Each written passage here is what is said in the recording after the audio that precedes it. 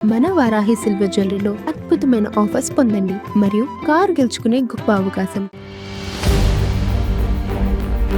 Trump plan ఏంటి? అసలు ఇరాన్ని ఆయన స్వాధీనం చేసుకునే వరకు ఈ యుద్ధం ఆపరా సార్? అధికారంలో చేపట్టగానే ఆలోచన వచ్చింది, నేనే ప్రపంచ చక్రవర్తిని కావాలన్న పద్ధతిలో వెనిజువాలాలో మిడ్ నైట్ రైడ్ చేసి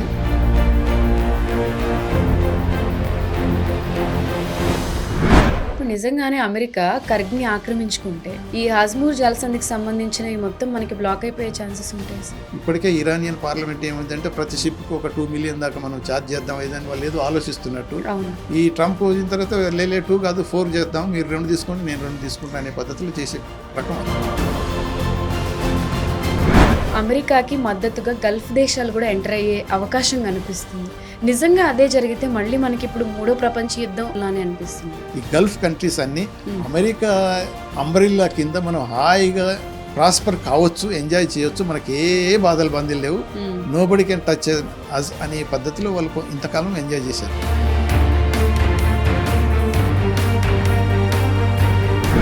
మోడీ గారు తలుచుకుంటే 2 కంట్రీస్తో మాట్లాడి యుద్ధాన్ని ఆపే ఇది కూడా ఉంది. బట్ ఆయన చేయట్లేదు ఎందుకు అనేది కూడా ఒక క్వశ్చన్ ఉంది సార్ ప్రజల్లో. ఏమన్నా మాట్లాడితే ఏమన్నా చేస్తే భయంతోట లేదు అని అంటే యాక్చువల్గా నువ్వు ఇజ్రాయెల్కి సింపతిగానే ఉన్నావా, అమెరికాకు సింపతిగా ఉన్నావా, సపోర్టర్గా ఉన్నావా అనే ఒక ఈ పర్సెప్షన్ డెవలప్ అయ్యేటట్టు ప్రవర్తించవలసిన అవసరం ఉన్నదా?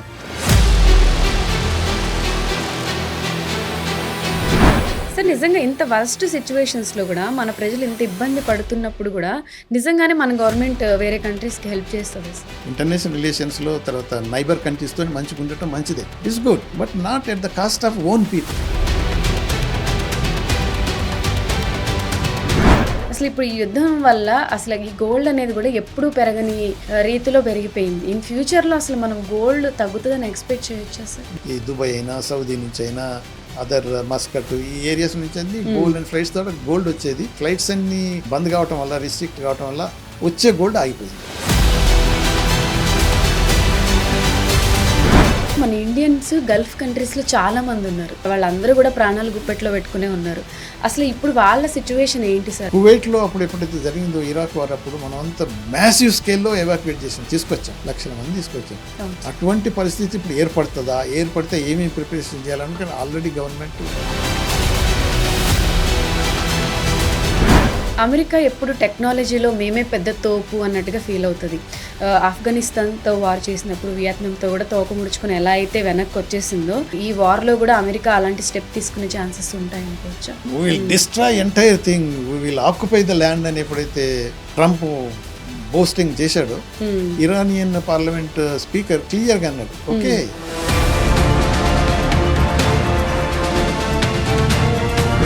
సార్. అసలు ఇంత జరుగుతున్నా కూడా ఐక్యరాజ్య సమితి కామన్ మ్యాన్ ఎలా అయితే చూస్తూ ఉండిపోతున్నాడో అలా ఉండిపోయింది.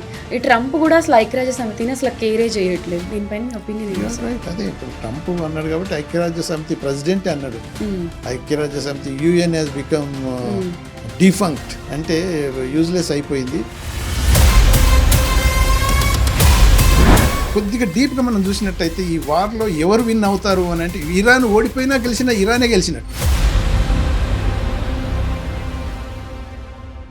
Hello guys, welcome to it's U TV. నేను మీనందు. మనం ప్రజెంట్ చూస్తున్నాము ఇతర దేశాలు కొట్టుకోవడం వల్ల మన ఇండియా పైన ఎంత ఎఫెక్ట్ పడుతుంది, ఆ యుద్ధ ప్రభావం ఇండియన్లో ఉన్న ప్రతి సామాన్యుడి మీద పడుతుంది. అసలు ఇటువంటి దారుణమైన స్థితిలో మనం మళ్ళీ వస్తామని అనుకోలేదు ఆఫ్టర్ కోవిడ్ తర్వాత. బట్ ఇప్పుడు జరుగుతున్న సిచ్యువేషన్స్ చూస్తే మన కంట్రీ ఏమైపోతుంది, మన ఇండియన్ ఎకానమీ ఎంత దెబ్బతినబోతుంది అనేది తలుచుకుంటేనే సామాన్యులకి చాలా భయపడుతుంది. అసలు ఇవాళ ఒక సామాన్యుడు హైదరాబాద్ సిటీలో బతకాలంటే కూడా భయపడే సిచ్యువేషన్స్ వచ్చేసాయి. అసలు ఎక్కడో మిడిల్ ఈస్ట్ యుద్ధం జరుగుతుంటే ఆ ఎఫెక్ట్ అంతా కూడా మన ఇండియా మీద పడుతుంది. అసలు దీని గురించి కామన్ డౌట్స్ అందరికీ చాలా ఉన్నాయి. అసలు ఇది ఎప్పుడు ఆగుతుంది, కంటిన్యూ అవుతుందా, అసలు దీని ప్రభావం ఎలా ఉండబోతుంది, ఎంత ఎక్స్ట్రీమ్కి వెళ్ళబోతుంది అని చెప్పి. మరి దీని గురించి మనతో పాటు క్లియర్గా ఎక్స్ప్లెయిన్ చేయడానికి Indian ambassador doctor Vinod Kumar గారు ఉన్నారు. సార్తో మాట్లాడి అసలు ఈ వార్ గురించి, మనలో ఉన్న చాలా కామన్ డౌట్స్ గురించి సార్తో మాట్లాడి తెలుసుకుందాం. నమస్తే సార్. నమస్కారం సార్. అసలు ట్రంప్ ప్లాన్ ఏంటి? అసలు ఇరాన్ని ఆయన స్వాధీనం చేసుకునే వరకు ఈ యుద్ధం ఆపరా సార్? ఎందుకంటే ట్రంప్ అనగానే అసలు ఆ పక్క కంట్రీ వాళ్ళేమో కానీ మన ఇండియన్స్ అందరూ భయపడుతున్నారు సార్. ఆయన ఏం డెసిషన్ తీసుకుంటాడు, ఎలాంటి పనులు చేయబోతాడు ఇన్ ఫ్యూచర్లో అని చెప్పి. ముందుగా మీ ప్రేక్షకులకు, మీ టీవీ ప్రేక్షకులందరికీ నమస్కారం. మీకు కూడా నమస్కారం. ట్రంప్ అనగానే అంటే ట్రంప్ ఏమనుకున్నాడంటే సెకండ్ టైం గెలిచి రాగానే నేనే ట్రంప్ కాడును, ప్రపంచం అంతా నేనే ఏలుతాను. అందుకనే ఇప్పుడు అమెరికాలో ఉన్నాయి కదా నో కింగ్ అని ర్యాలీస్ లక్షల మంది డిమాన్స్ట్రేట్ చేసి అపోజ్ చేస్తున్న ట్రంప్ పాలసీని అన్నారు కదా. అయితే ట్రంప్ ఎలా వచ్చాడు సెకండ్ టర్మ్ గెలిచినప్పుడు? Make America great again, America అనవసరంగా ప్రపంచ యుద్ధాలలో పాల్గొని అప్పుల పాలైపోతుంది, నో వార్స్, నేను ప్రెసిడెంట్ అయిపోతా, అన్ని స్టాప్ చేస్తాను అని ఎలక్షనీరింగ్ పద్ధతిలో పోయి వచ్చిన తర్వాత అధికారంలో చేపట్టగానే ఆలోచన వచ్చింది, నేనే ప్రపంచ చక్రవర్తిని కావాలన్న పద్ధతిలో.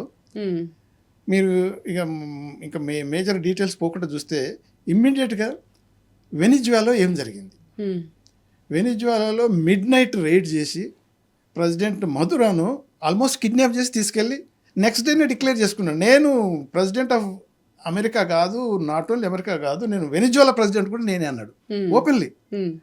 ఎందుకు చేశాడు అక్కడంటే ఆయిల్ గురించి. సింపుల్ ఏంటంటే అమెరికన్స్ ఎప్పుడైనా పెట్రో డాలర్ అనేది ఏదైతే ఉన్నదో దాని బేసిస్ మీదనే వాళ్ళ స్ట్రెంత్ అంతా ఉన్నది.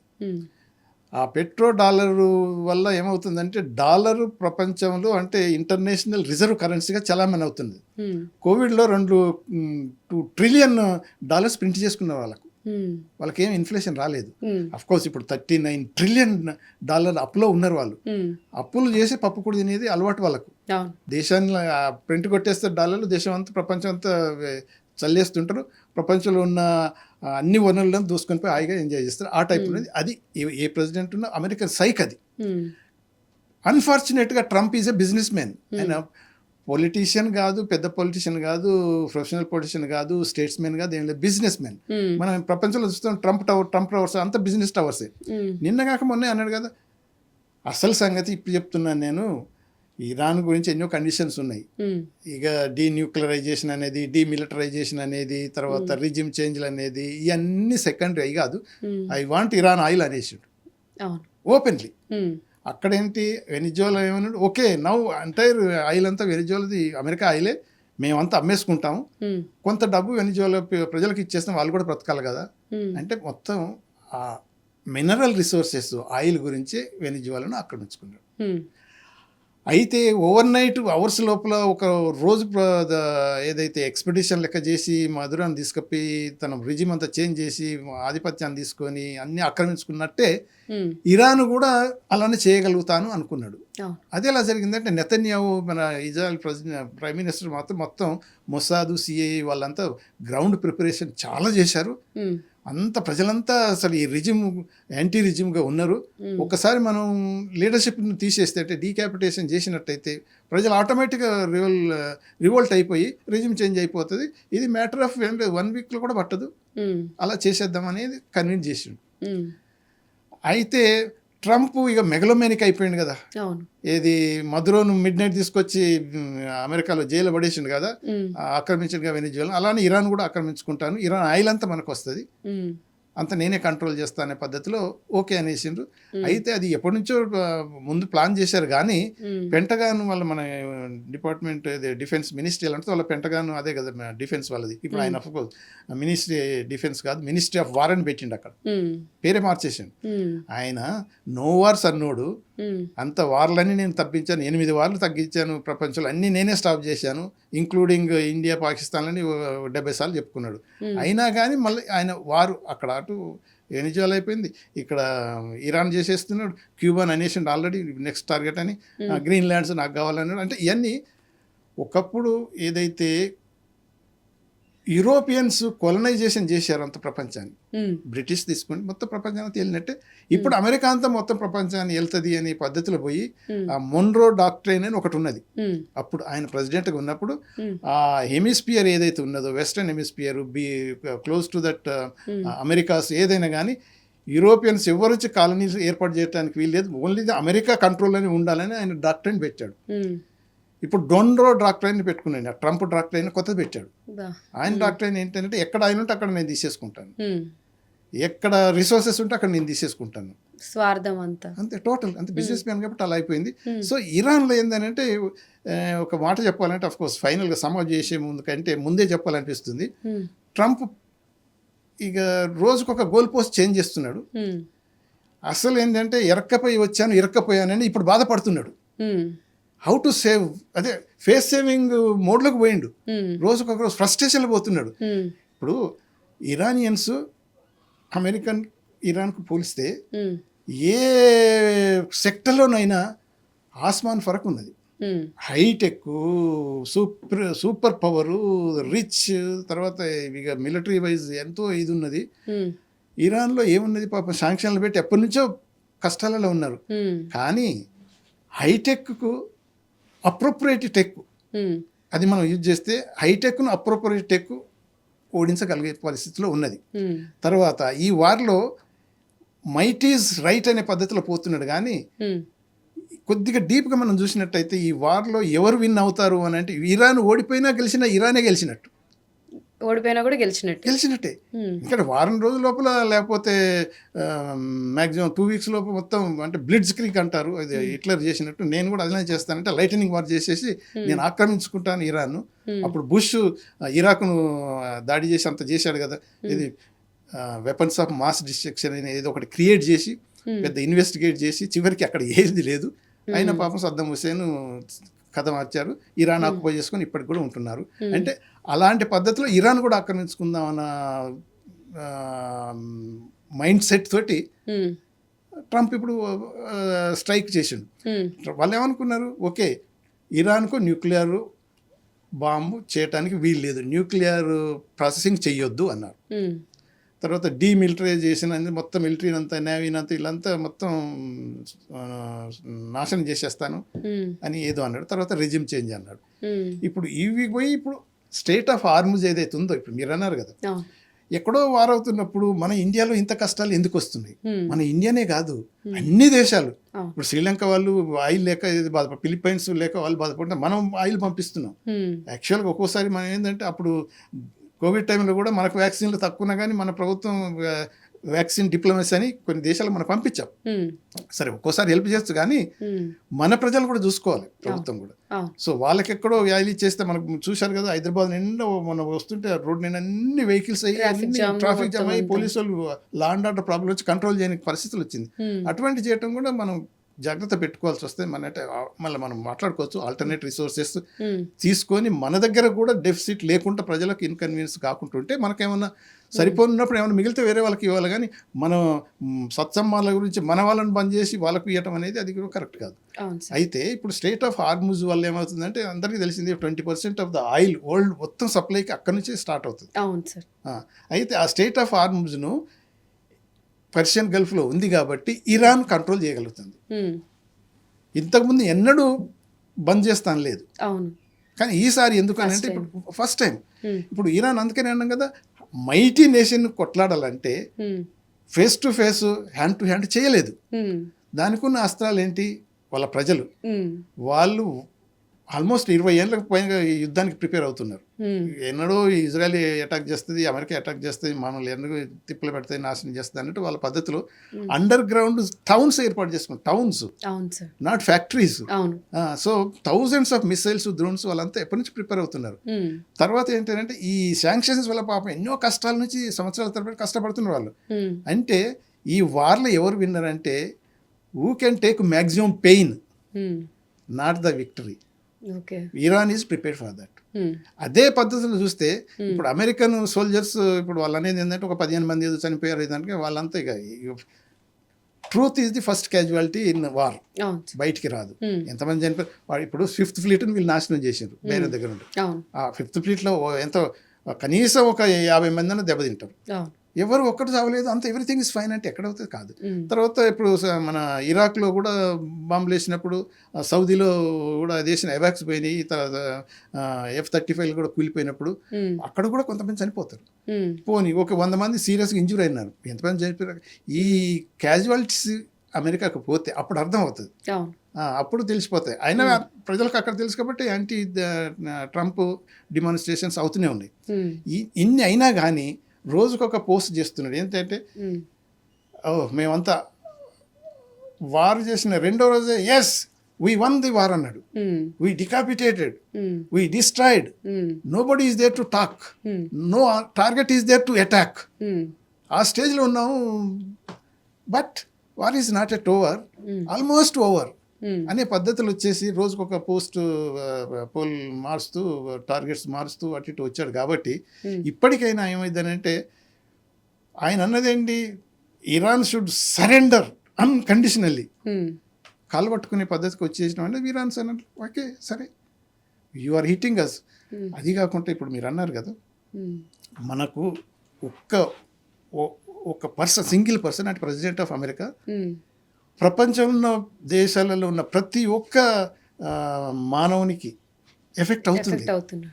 అంటే ఒక్క మనిషి ఎంత చేస్తున్నాడంటే అంత ఎఫెక్ట్ అవుతుంది. ఉమ్, ఇంతకుముందు ఆఫ్ఘనిస్తాన్ ఎన్నో సంవత్సరాలు ఉన్నారు, ఎన్నో ప్రాబ్లం క్రియేట్ చేసుకున్నారు, వాళ్ళు కొట్టుకున్నారు. ఉమ్, ప్రజలకు ప్రపంచంలో ఎక్కడ అంత పెద్ద ఎఫెక్ట్ కాలేదు. ఉమ్, కానీ ఇక్కడ అవుతుంది ఎందుకంటే there are certain resources, energies. Um, దానివల్లనే ఇప్పుడు ప్రపంచం అంతా నడుస్తుంది. అవును. అది మెయిన్. ఎప్పుడైతే బ్లాక్ అవుతుందో ప్రతి ఒక్కరికి ఎఫెక్ట్ అవుతున్నారు. ఉమ్, ఇప్పుడు ఇరాన్ ఎందుకు చేస్తుంది అని అంటే ఈ డైరెక్ట్గా ఫైట్లు చేసి F-35లతోని వాళ్ళ విమానాలు పోయి కొట్లాడి కావు కాబట్టి ఇండైరెక్ట్గా మీరు అన్నారు కదా ఉమ్, ప్రాక్సీస్ ఉన్నారు వాళ్ళకు. ఉమ్, డైరెక్ట్గా సైన్యాలే కాకుండా వాళ్ళకి ఇండైరెక్ట్గా చేసి ఊతీసు, హమాసు, తర్వాత లెబనాన్లో ఉన్న వాళ్ళు కూడా ఉన్నారు కదా. Suddenly I just forgot that what ever the Lebanese ఆర్మీలో ఉన్నారు, ప్రైవేట్ ఆర్మీ మొత్తం ప్రైవేట్ ఆర్మీలో వాళ్ళు కూడా ఉన్నారు. సో వీళ్ళనే ఉపయోగించుకోవటం కాకుండా ఇరానియన్స్లో కూడా ఉమ్, ఈ వార్కు ప్రిపరేషన్ అయి ఉండి ఉమ్, ఇప్పుడు ఏమంటున్నారంటే సరెండర్ అయ్యే సమస్య లేదు. ఉమ్, ఇప్పుడు యాక్చువల్గా ఇప్పుడు అంటే మనం ఒకసారి మాట్లాడుకున్నట్టయితే ఉమ్, ఫస్ట్ టాప్ లీడర్స్ ఏవైతే ఉన్నారో సుప్రీం లీడర్ ఎప్పుడైతే వీళ్ళు హతమార్చారో ఉమ్, next generation plan A, plan B, plan C అని వాళ్ళు పెట్టుకున్నారు అవును. ఇరానియన్స్. వాళ్ళకి తెలుసు వీళ్ళు ఎలిమినేట్ అయితే ఇమీడియట్గా కొలాప్స్ కాకూడదు. అందుకని వాళ్ళ ప్లాన్లో వాళ్ళు నెక్స్ట్ లీడర్ ఎవరు అనేది కూడా ముందే ప్లాన్లో ప్లాన్లో ఉన్నారు. సో అదే కాకుండా ఇంకొకటి ఏంటంటే ఈ 25 to 30 ప్రావిన్సెస్లో మాత్రం ఉన్న వాళ్ళ కమాండర్స్ ఉంటారు. ఈచ్ ప్రావిన్స్కి ఒక కమాండర్, వాళ్ళకే డెలిగేట్ చేసిన అథారిటీస్. ఓకే. అటాక్ జరిగితే you don't wait for orders from above, you retaliate immediately. Okay. అప్పుడు జూన్లో జరిగినప్పుడు లాస్ట్ ఇయర్లో ఏదైతే 12 రోజులు వీళ్ళు అటాక్ చేశారు కదా, వాళ్ళ ఇరానియన్ రెస్పాన్స్కు బోల్డంత టైం పట్టింది. ఈసారి విత్ ఇన్ అవర్స్లో దే కుడ్ రిటాలియేట్. అదే కాకుండా ఇప్పుడు మనకు ఇజ్రాయెల్ అనుకున్నాం మనం, ఐరన్ డోమ్ ఉన్నది, అబ్రామ్ స్లింగ్ ఉన్నది, అవి ఉన్నాయి, nothing can penetrate and 100% protection అని ఎన్నో చెప్పుకున్నారు. ఇప్పుడు ఇజ్రాయెల్ మిసైల్స్ పోయి వాళ్ళు ఎక్కడ ఏమనుకుంటే అక్కడ అటాక్ చేసి ధ్వంసం చేయగలుగుతున్నారు. ఇంక్లూడింగ్ వాళ్ళ న్యూక్లియర్ ఇన్స్టాలేషన్ పక్కకే వాళ్ళు మిసైల్ ల్యాండ్ అయిపోయింది. సరౌండింగ్స్ అటాక్ చేసిన 2-3 hours లోనే వాళ్ళు రీఅటాక్ కూడా చేసేస్తారు. ఎగ్జాక్ట్లీ. అంటే దే వర్ ప్రిపేర్డ్. సో ఇప్పుడు యాజ్ ఆన్ టుడే ఇప్పుడు ట్రంప్ ఏదైతే అనుకున్న ప్లాన్ ప్రకారం ఏది within no time 2 weeks కంటే ఎక్కువ పట్టదని, దాని తర్వాత 4 weeks అన్నాడు. ఇప్పుడు మళ్ళీ ఇంకా 2 weeks ఎక్కువ పడుతుండొచ్చు. ఏదైనా కానీ ఇప్పుడు ఉన్న పరిస్థితుల్లో ఆయన అనుకునేది ఏంటంటే ఇప్పటికి మళ్ళీ అంటుండేమంటే okay, Kharg island is the main island, అక్కడ నుంచే 90% of the Iranian oil production and energy exports అవుతున్నాయి, దాన్ని మేము ఆక్రమించుకుంటాం. సార్, ఇప్పుడు నిజంగానే అమెరికా కర్గ్ని ఆక్రమించుకుంటే ఆ సిచ్యువేషన్ జరిగితే అసలు ఇప్పుడు ఈ హార్ముజ్ జలసంధికి సంబంధించినవి మొత్తం మనకి బ్లాక్ అయిపోయే ఛాన్సెస్ ఉంటాయి సార్? అమెరికా ఆక్యుపై చేసుకుంటే బ్లాక్ ఏం కాదు, అంటే హార్ముజ్కి సంబంధించిన గొడవలు ఇంకా పెరిగే ఛాన్సెస్ ఉంటాయి. అదే అంటే ఇప్పుడు దానివల్ల ఇప్పుడు వాళ్ళు ఆక్రమించుకున్నంత మాత్రాన ఏది అక్కడ అన్ని సప్లైస్ ఆగిపోయి అది వాళ్ళ మెయిన్ ఐడియా ఏంటంటే అది కర్గ్ ఐలాండ్ ఆక్రమించుకొని ఆ ఆయిల్ రిజర్వ్స్ అన్నీ వాళ్ళ చేతిలో పెట్టుకొని మీరు అన్నట్టు ఎస్ ఇప్పటికే ఇరానియన్ పార్లమెంట్ ఏమైందంటే ప్రతి షిప్కి ఒక 2 మిలియన్ దాకా మనం ఛార్జ్ చేద్దాం ఇదని వాళ్ళు ఏదో ఆలోచిస్తున్నట్టు. అవును. ఈ ట్రంప్ వచ్చిన తర్వాత లేలే 2 కాదు 4 చేద్దాం, మీరు 2 తీసుకోండి నేను 2 తీసుకుంటా అనే పద్ధతిలో చేసే రకం అది. అంటే సార్ ఇప్పుడు ఈ 2 కంట్రీస్ కొట్టుకుని వీళ్ళంతా ఎకనామీ స్పాయిల్ చేసుకొని ఆ ఎఫెక్ట్‌ని మిగతా కంట్రీస్ దగ్గర ట్యాక్సుల రూపంలో వసూలు చేయాలి అనుకోవడం ఎంతవరకు కరెక్ట్? అది కరెక్ట్ అసలే కాదు, ఇల్లీగల్, అది ఇమ్మోరల్. అది అందుకే ఇది ట్రంప్ విషయంలో ఇప్పుడు యాక్చువల్గా 165 మంది పిల్లలు అమ్మాయిలు చదువుకునే స్కూళ్ళు అవును. మిసైల్స్తో అటాక్ చేసి వాళ్ళని చంపేయటం. అవును. గాంధీ హాస్పిటల్ మన హెల్ప్తోనే అక్కడ క్రియేట్ చేయబడ్డది, ఎస్టాబ్లిష్ అయింది టెహరాన్లో. దాన్ని అటాక్ చేసి డాక్టర్స్, నర్సెస్, పేషెంట్స్ అని చంపటం. ఎక్కడ వేర్ ఈస్ దట్ మొరాలిటీ? అంటే అంత ఘోరమైన మనుషులు వాళ్ళు, ట్రంప్ పర్టికులర్లీ. అది జరిగిన తర్వాత లేదు వాళ్ళు ఇరానియన్సే ఏది మిసైల్ తోటి గర్ల్స్ స్కూల్ను అటాక్ చేశారు, హాస్పిటల్ అటాక్ చేశారని అదొక పుకారు పుట్టించింది. ఫైనల్గా వచ్చిందంటే టామాక్ మిసైల్ అనేది అమెరికన్ మిసైల్, వీళ్ళ దగ్గర లేవు. మరి అక్కడ అది దొరికింది కదా, మరి అది ఎట్లా నో రిపేర్. అంటే అది ఎంతవరకైనా వాళ్ళు టర్న్ చేసి దిగజారి మాట్లాడతారు, కానీ ఏది న్యాయం, ఇది పద్ధతి, ఇది కానీ పద్ధతి అంటే ఆలోచించనేది అవసరం లేదు. వాళ్ళ టార్గెట్ ఏంటి? ఇరాన్ను నాశనం చేయాలనే పద్ధతిలో నెతన్యాహు ఉన్నాడు ట్రంప్ కంటే ఎక్కువ. ఈ ట్రంప్ ఇచ్చిన కొన్ని ఆర్డర్స్ ప్రకారం ఇరానియన్ ఇన్ఫ్రాస్ట్రక్చరు, ఎనర్జీ బేసిస్ మీద, డీసాలినేషన్ ఇన్స్టాలేషన్స్ మీద ఏది అటాక్ చేయొద్దని అమెరికన్ ప్రెసిడెంట్ నెతన్యాహుకు చెప్తే అయిపోయాను అని అన్నాడు నెతన్యాహు. అంటే వీళ్ళు అవన్నీ ధ్వంసం చేయాలని తయారై ఉన్నారు. అంటే అమెరికాను కలుపుకున్నారు కాబట్టి ఇది ఇంత మంచి ఛాన్స్. ఎప్పటి నుంచో నెతన్యాహు ట్రై చేస్తున్నాడు అమెరికన్ ప్రెసిడెంట్ను, అమెరికన్ ఇన్వాల్వ్మెంట్ చేసి వీళ్ళ మీద దాడి చేయాలని. ఇప్పటిదాకా ఎవరు ఒప్పుకోలేదు. ఇప్పుడు ప్రెసిడెంట్ ట్రంప్ మీరు అన్నట్టు పర్సనల్ యాంగిల్లో కూడా ఎప్స్టైన్ ఫైల్లో ఇన్వాల్వ్ అయినారు కాబట్టి ఆ సీక్రెట్స్ అన్ని ఇజ్రాయెల్ మొసాదు, ఇజ్రాయలీస్కు తెలుసు కాబట్టి దానిలో కూడా కొంతవరకు టిస్ చేయగలిగాడేమో అని ప్రజల అభిప్రాయం. అంటే ఇప్పుడు నెతన్యాహుకి కూడా అటు వాళ్ళ సైడ్ గవర్నమెంట్ మీద అక్కడ ఏదో స్కాములు చేశారని ఆయన మీద కూడా కంప్లైంట్స్ ఉన్నాయి. ఇప్పుడు ఎప్పుడైతే వాళ్ళ ప్రజలు యాంటీ అవుతారో అని చెప్పి ఆయన, ఇటు ట్రంప్ కూడా F-15 ఫైల్స్ అసలు ఇప్పుడు చాలా వైరల్ అయింది. ఈ వార్కి ముందు మొత్తం ఎక్కడ చూసినా F-15 ఫైల్సే ఉంది కాబట్టి ఈయన తప్పు కవర్ చేసుకోవడానికి ఈయన, అటు నెతన్యాహు తప్పు కవర్ చేసుకోవడానికి ఆయన వాంటెడ్లీ యుద్ధం చేస్తున్నారు సార్ నిజంగానే. మీరు అన్నది కొంతవరకు కరెక్ట్. ఇప్పుడు ఏదైనా వార్ వచ్చినప్పుడు, ఇటువంటి క్లాసెస్ వచ్చినప్పుడు ఒకటి నేషన్ ఫస్ట్ అని ప్రతి లీడర్ అంటూనే ఉంటాడు, కానీ వాళ్ళ ఇన్నర్ పర్సనాలిటీ మీద ఏవైతే ఉంటాయో అవి రిఫ్లెక్ట్ అవుతుంది లేటర్ అని. ట్రంప్ ఇంత సీరియస్గా వచ్చేసి ఆల్మోస్ట్ ఏది కాంగ్రెస్లో, తర్వాత సెనెట్లో ఎప్స్టీన్ ఫైల్స్ గురించి ఇంత రిడక్ట్ చేసి మొత్తం కవరప్ చేశారని బ్లో అప్ అయ్యే స్టేజ్కి వచ్చింది. అప్పుడు డైవర్ట్ చేయాలని ఇమ్మీడియట్గా వెనిజులా పడ్డాడు. అది కొద్దిగా సర్దుమనేటట్టు ఉన్నదేమన్నట్టు మళ్ళీ ఇమ్మీడియట్గా దీని మీదకి వచ్చేసి ఇటు వచ్చేసిండు. దెర్ ఈస్ డెఫినెట్లీ ఆ యాంగిల్ అయితే ఉన్నది. ఈ ఇష్యూ తర్వాత అసలు F-15 ఫైల్స్ ఎక్కడ కనిపించలేదు మనకి. అంటే కొద్దిగా వస్తుంది కానీ మరుగున పడ్డది. మీరు అనేది కరెక్ట్. పూర్తిగా అది మర్చిపోవటం కాదు కానీ మరుగున పడ్డది. అది వచ్చేస్తుంది. ఇది is a matter of time. ఎందుకు అంటే ఇప్పుడు ట్రంప్ మొత్తం ఫ్రస్ట్రేషన్లకు పోయింది. ఇప్పుడు అనుకున్నది ఏది జరగట్లేదు. తర్వాత ఇప్పుడు అంటే ఇది మిడ్ టర్మ్ ఎలక్షన్స్ వస్తున్నాయి కాబట్టి నవంబర్లో ఈ రిపబ్లికన్ క్యాండిడేట్స్ పోటీ చేసే వాళ్ళంతా భయపడుతున్నారు, ఓడిపోతామని ఇప్పుడే తెలిసిపోయింది. ఎందుకంటే పబ్లిక్ యాంగర్ చూసాం కదా. సో దానివల్ల ఏమైందంటే కాంగ్రెస్లో, సెనెట్లో కనుక మెజారిటీ, ఇప్పుడు ఉన్న మెజారిటీ కనుక పోతే ఇంపీచ్మెంట్ స్టార్ట్ అవుతుంది. నిన్న అదే చదువుతున్నాడు, ట్రంప్ నీసే పెద్ద ఆర్టికల్ వచ్చేసింది, కోట్ చేసింది. అంటే ఇరాన్ రిజిమ్ చేంజ్ అని ట్రంప్ అంటున్నాడు, కానీ there is already a process started for regime change in America. Trump ఇంకా గుర్తించట్లేడు అని. అది కరెక్టే. సో ఆ స్టేజ్కి వచ్చింది కాబట్టి ట్రంప్ ఏంటంటే ఫేస్ సేవింగ్ తోటి విక్టరీ డిక్లేర్ చేసి వారు స్టాప్ చేసుకోవాలని. అదే మీరు అన్నట్టు, ఎందుకంటే ఎస్కలేట్ అయ్యి ఇంకా ఏమన్నా అవుతుందా, రేపు మనకి ఇంకా కష్ట పరిస్థితులు వస్తాయంటే అలాంటి అయితే కనిపించట్లేదు. బట్ ఏది మనం రూల్ అవుట్ చేయలేము. ఎందుకంటే ట్రంప్ ఎంత పిచ్చోడు అంటే ఇక మునిగిపోయేటప్పుడు నేనెందుకు, సేమ్ ఇది మన పాకిస్తాన్ టైప్, మేమేమి మునిగిపోం కాదు, మాతో పాటు హాఫ్ ఆఫ్ ద వరల్డ్నే ముంచుకొని పోతాం అన్నాడు మునీర్. అంటే అటువంటి టైపే ట్రంప్ కూడా. సో ఇక పూర్తిగా ఓడిపోయినారు, అమెరికాను బదనాం చేసిండు ట్రంప్, ఇలా తీసుకుపోయి ఇంతమంది సైనికులను చంపేసిండు అంటే ఇప్పుడు ఒకవేళ బూట్స్ ఆన్ గ్రౌండ్ అంటున్నారు కదా, ఇప్పుడు ఆల్రెడీ ఒక 3,000 దాకా ఆల్రెడీ చేరుకున్న వాళ్ళు, మొత్తం 10,000 సోల్జర్స్ను అక్కడ తీసుకుపోవాలని ట్రంప్ ఆర్డర్ ఇచ్చేశారు పెంటగాన్. అవును. సో వీళ్ళంతా పోయిన తర్వాత ట్రంప్ అనేది ఏంటంటే నెగోసియేషన్ బై ఫోర్స్, ఇంతమంది బలగాలను అక్కడ పెట్టేస్తే ఇరాన్ భయపడిపోయి సరెండర్ అయిపోతుంది, అదొక వ్యూహం. కానీ అది ఇరాన్ దగ్గర పనిచేసేటట్లేదు. వాళ్ళు ఏమంటున్నారంటే okay come we will show you hell. అదే ఇరాన్ పార్లమెంట్ స్పీకర్ అన్నాడు కదా, ఓకే రండి వచ్చేయండి, వియత్నాం రిపీట్ అవుతుంది ఇక్కడ. సార్ ఇప్పుడు అమెరికాకి మద్దతుగా గల్ఫ్ దేశాలు కూడా ఎంటర్ అయ్యే అవకాశం కనిపిస్తుంది.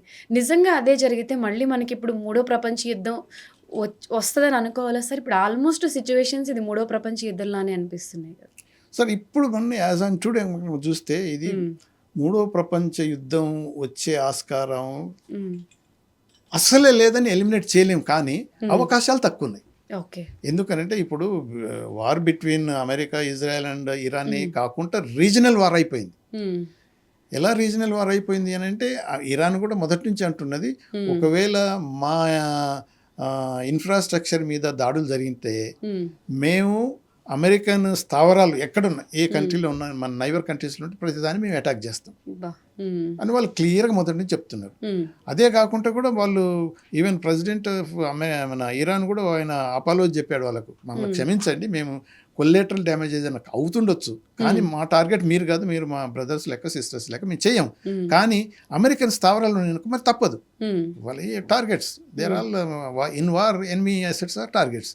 సో అలా చేస్తాం కాబట్టి అందుకని వాళ్ళు ఇంతకాలం దాకా ఏదో కొద్దిగా ఏమన్నట్టు రిసెంట్మెంట్ చెప్పటం, తర్వాత కండెమ్ చేయటం, అటాక్ అవి చేస్తున్నారు, కానీ డైరెక్టర్ వాళ్ళలోనికి ఇప్పటిదాకా దిగలేదు. ఇప్పుడు వాళ్ళు అనుకునేది ఏంటంటే ఒకసారి మనం ఆలోచించినట్టయితే ఈ గల్ఫ్ కంట్రీస్ అన్నీ అమెరికా అంబ్రెల్లా కింద మనం హాయిగా ప్రాస్పర్ కావచ్చు, ఎంజాయ్ చేయొచ్చు, మనకి ఏ బాధలు బందీలు లేవు, నోబడి కెన్ టచ్ అస్ అనే పద్ధతిలో వాళ్ళు ఇంతకాలం ఎంజాయ్ చేశారు. దుబాయ్ అని అంటే హెవెన్ అని ఎర్త్ అని ప్రతి ఒక్కరు అనుకోండి, దుబాయ్ అంటే హెల్ అయిపోయింది. సో అటువంటి పరిస్థితులు ఎవరు తీసుకొచ్చారు? అమెరికన్ తీసుకొచ్చింది. ఇప్పుడు యమన్ క్లియర్గా అన్నది, యమన్ వాళ్ళు మన నెగోసియేషన్స్ అవుతున్నప్పుడు జెనీవాలో మన స్విట్జర్లాండ్లో ఆల్మోస్ట్ 27th నాడు ఈవినింగ్ వరకు అంతా కంక్లూడ్ చేసి అంతా వీళ్ళు అగ్రి అయిపోయారు ఇరానియన్స్.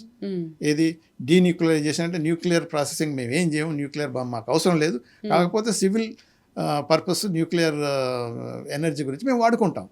ఎందుకంటే దాని ఒకటి, ఎందుకంటే నాకు తెలుసుగా as a doctor, as a surgeon నాకు అంత తెలుసు కాబట్టి you need lot of what ever nuclear atoms and other things. ఎందుకంటే న్యూక్లియర్ మెడిసిన్ అనే పెద్ద డిపార్ట్మెంటే ఉంటుంది మన క్యాన్సర్స్ అటువంటి వానికి ట్రీట్మెంట్ ఇవన్నీకి మనం వాడుతున్నాం అక్కడ కూడా వాళ్ళు ఆడుకొని సివిల్ పర్పస్ న్యూక్లియర్ పర్పస్ ఏదైతే ఉంటుందో ఎనర్జీ అయినా ఈ మెడికల్స్కి అయినా వాడుకోనికి మాకు అవసరం ఉంటుంది. We have the right in ఈ కంట్రీ చేసుకోవచ్చు.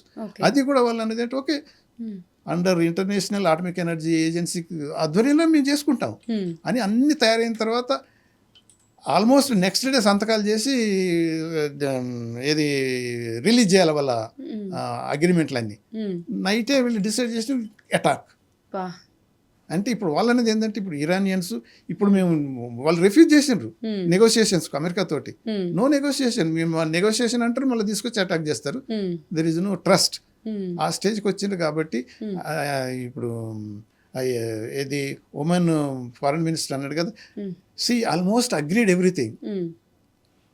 America, Israel, you attacked them, so you brought the warrior. Iran has not attacked anybody. Iran was ready to sign. అటువంటి స్టేజ్ నుంచి మీరు అటాక్ చేశారు కాబట్టి అది మీరు తీసుకొచ్చిన వారే అని గల్ఫ్ కంట్రీస్లకు తెలుసు. కానీ గల్ఫ్ కంట్రీస్లకు ఎందుకంటే బేసిక్గా ఇరాన్ కూడా ఒక హెజిమోనీ లెక్క అవుతుంది, ఇరానియన్ హెజిమోనీ మాకు యాక్సెప్టబుల్ కాదని వాళ్ళు అనటం. అట్ ద సేమ్ టైం వల్ల ఇజ్రాయెల్ ఆధిపత్యం కూడా వాళ్ళకి నచ్చదు. సో ఈ రెండింటి మధ్యన అడకత్తల్లో పోయినట్టు అయింది ఇప్పుడు. సో దానివల్ల ఇప్పుడు వాళ్ళు డైరెక్ట్గా ఈవెన్ ఇన్వాల్వ్ అయినా కానీ ఇప్పటిదాకా ఇప్పుడు రీజనల్ వారే అనొచ్చు. ఎందుకనంటే ఇప్పుడు యమన్ నుంచి యూతీస్ కూడా they entered in to the war declare కూడా చేశారు మొన్న చేసి నిన్న ఆల్రెడీ మిసైల్స్ కూడా ఫైర్ చేసిండ్రు ఇజ్రాయెల్ మీద. సో ఆల్మోస్ట్ ఇప్పుడు రీజనల్ వార్ యెమెన్తో కూడా మొదలైంది. తర్వాత ఇప్పుడు ఇది మన జోర్డాన్ ఆ ఏరియా నుంచి కూడా అక్కడున్న బేరూట్ మీద కూడా వీళ్ళు అటాక్ చేశారు కదా. బేరూట్ను అటాక్ చేస్తున్నప్పుడు అక్కడ నుంచి మన హెజ్బుల్లాస్ ఆల్మోస్ట్ ఫైటింగ్ విత్ ఇజ్రాయలీస్. కాకపోతే ఇప్పుడు హమాస్ అంటే వీళ్ళకి 3 ఉన్నాయి కదా ప్రాక్సిస్, హమాస్, హెజ్బుల్లాస్ అండ్ హూతీస్. హమాస్ని బాగా దెబ్బతినగొట్టారు పాపం. అది గాజాలో ఎంత హ్యూమన్ క్యాటస్ట్రోఫీ ట్రాజడీ అని వాళ్ళని డిఫెండ్ చేసుకుంటే సరిపోయింది. ఎదురు దాడులు అంత చేయలేకపోతే చేస్తారు తప్పకుండా. అంటే వీళ్ళు కూడా 3 ప్రాక్సీస్ని కూడా వీళ్ళు ఇరానియన్స్ ఉపయోగించుకునే అవకాశం ఉంది. ఇప్పుడైతే రీజనల్ వార్ అయిపోయింది. ఈవెన్ గల్ఫ్ కంట్రీస్ మీరు అన్నట్టు ఓకే, ఇది సౌదీ నిన్న ట్రంప్ ఒక స్టేట్మెంట్ ఇచ్చి మొన్న ఈవినింగ్ ఇచ్చేసి Saudi Arabia is begging us to fight. వాళ్ళు నిజంగానే అని ఉంటారు, ఎందుకంటే సరే ఏదో ఒకటి వాళ్ళని పనిష్ చేయండి అని అంటారు. అది ట్రంప్ పోయి పబ్లిక్గా ఇంటర్నేషనల్ మీడియాలో చెప్పుకోవటం అనేది ఏంటి? అందుకనే ఇప్పుడు వీళ్ళకు Gulf countries they are caught in between అన్నట్టు ఏం చేయాలో అర్థం కాని పరిస్థితి ఉంది. బట్ వాళ్ళు కూడా చాలా ఫోర్స్ ఉపయోగిస్తున్నారు ట్రంప్ మీద. వారు అవసరం లేదు, అనవసరంగా తీసుకొచ్చి మా ఎకానమీ అంతా కొలోసల్ లాస్ కదా. మళ్ళీ ఈ గల్ఫ్ కంట్రీస్ రికవర్ కానీ కనీసం ఒక 10 సంవత్సరాలు మినిమం పడుతుంది. ఇప్పుడు ఇది ఖతర్ లార్జెస్ట్ గ్యాస్ ఎక్స్పోర్టర్ కదా. వాళ్ళ దగ్గర ఉన్న ఫెసిలిటీస్ అన్ని డ్యామేజ్ చేసిన తర్వాత even to rebuild many few years time పడుతుంటుంది. తర్వాత ఇప్పుడు ఒకటే కంట్రీ కాదు కదా, ఇప్పుడు అటు అక్కడ నుంచి చూస్తే బహ్రెయిన్ కాంచి, కువైట్ కాంచి, ఇరాక్, ఇది ఆ ఏరియా అంతా పర్షియన్ గల్ఫ్ అంతా ఆల్మోస్ట్ ట్రబుల్డ్ ఏరియా కిందకి వస్తుంది. ఒకవేళ మీద మీరు అన్నట్టుగా కర్గ్ ఏరియాని కనుక వీళ్ళు పోయి ఆక్రమించుకొని అక్కడ ఏమైనా కూర్చుంటే అక్కడ ఇది స్టేట్ ఆఫ్ హార్ముజ్ ప్యాసేజ్కి తర్వాత అక్కడ ప్రొడక్షన్లకు ఎలా ఉంటుంది అని అంటే డెఫినెట్గా ప్రాబ్లమ్స్ వస్తాయి. వీళ్ళు కనుక ఆ స్టేజ్ కనుక ఆక్రమించుకొని అమెరికన్ సైన్యాలతోటి అక్కడ కంట్రోల్లో పెట్టి ఆ ఆయిల్ అన్ని వీళ్ళంతా సొంతం చేసుకొని అమ్ముకోవాలనే పద్ధతిలో అమెరికా పోతే పెద్ద క్యాటస్ట్రోఫీ అవుతుంది. కానీ అది పాసిబుల్ అయ్యే కాదు, అలా చేయొద్దని అమెరికాలో ఉన్న all experts including military experts, retired officers అంతా అడ్వైజ్ చేస్తున్నారు. హోప్ఫుల్లీ అది చేయకపోవచ్చు. ఓకే సార్, ఇప్పుడు మోడీ కూడా ఇప్పుడు అమెరికాకి ఎంత క్లోజ్, ఇరాన్కి కూడా అంతే క్లోజ్, అందరితో కూడా ఒక ఫ్రెండ్లీ నేచర్ అనేది ఈయనకుంటుంది. బట్ ఈయన అసలు ఈ సిచ్యువేషన్లో ఇద్దరికి దూరంగా ఉన్నారు, అంటే డిస్టెన్స్ మెయింటైన్ చేస్తున్నారు, ఎవరికి సపోర్ట్ చేయట్లేదు. అసలు మోడీ గారి వ్యూహం ఎలా ఉందనుకోవచ్చు మనం? అమ్మ మంచి క్వశ్చన్ అడిగారు ఇప్పుడు నిజంగా. ఎందుకనంటే 26వ తారీఖు నాడు ఫిబ్రవరి నాడు మోదీ మన ప్రైమ్ మినిస్టరు టెలిఅవివ్లో ఇజ్రాయెల్లో ఉన్నాడు. 27 వదిలిపెట్టి 28వ తారీఖు నాడు అటాక్ జరిగింది. అది అటాక్ జరిగిన తర్వాత అక్కడ ఉన్న 45+ all leaders including the supreme leader అందరినీ హతమార్చారు. సో దానికి కనీసం మనం సింపతి కూడా ఎక్స్ప్రెస్ చేయలేదు, వాట్ ఎవర్ ఇట్ ఈస్. దానికి తర్వాత వాళ్ళ పర్సెప్షన్ ఎలా వచ్చిందంటే మోడీ 26వ తారీఖు అక్కడ ఉండి నెతన్యాహుతోని ఇప్పుడు సంప్రదింపులు జరిపినప్పుడు నెతన్యాహు మోదీకి ఇన్ఫార్మ్ చేసి ఉంటాడు ఇలా జరుగుతుంటుందని, మోదీ కూడా సైలెంట్గా సపోర్ట్ చేసే ఉంటాడు అనేది అదొక పర్సెప్షన్. అది జరగలేదు, జరగకపోవచ్చు, జరగకూడదు కూడా.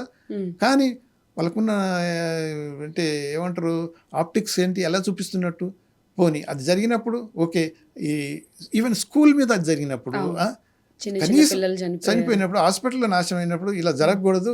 ఏది జరిగినా కానీ అది నెగోషియేషన్స్ తోటి డిప్లొమాటిక్ ఛానల్స్ తోటి ఇలా మనం సాల్వ్ చేసుకోవాలి. కానీ ఇలా అటాక్ చేసి అమాయకుల పిల్లల జీవితాలు వాళ్ళ ప్రాణాలు తీయటం మంచిది కాదు అని ఒక్క మాట కూడా అనలేదు.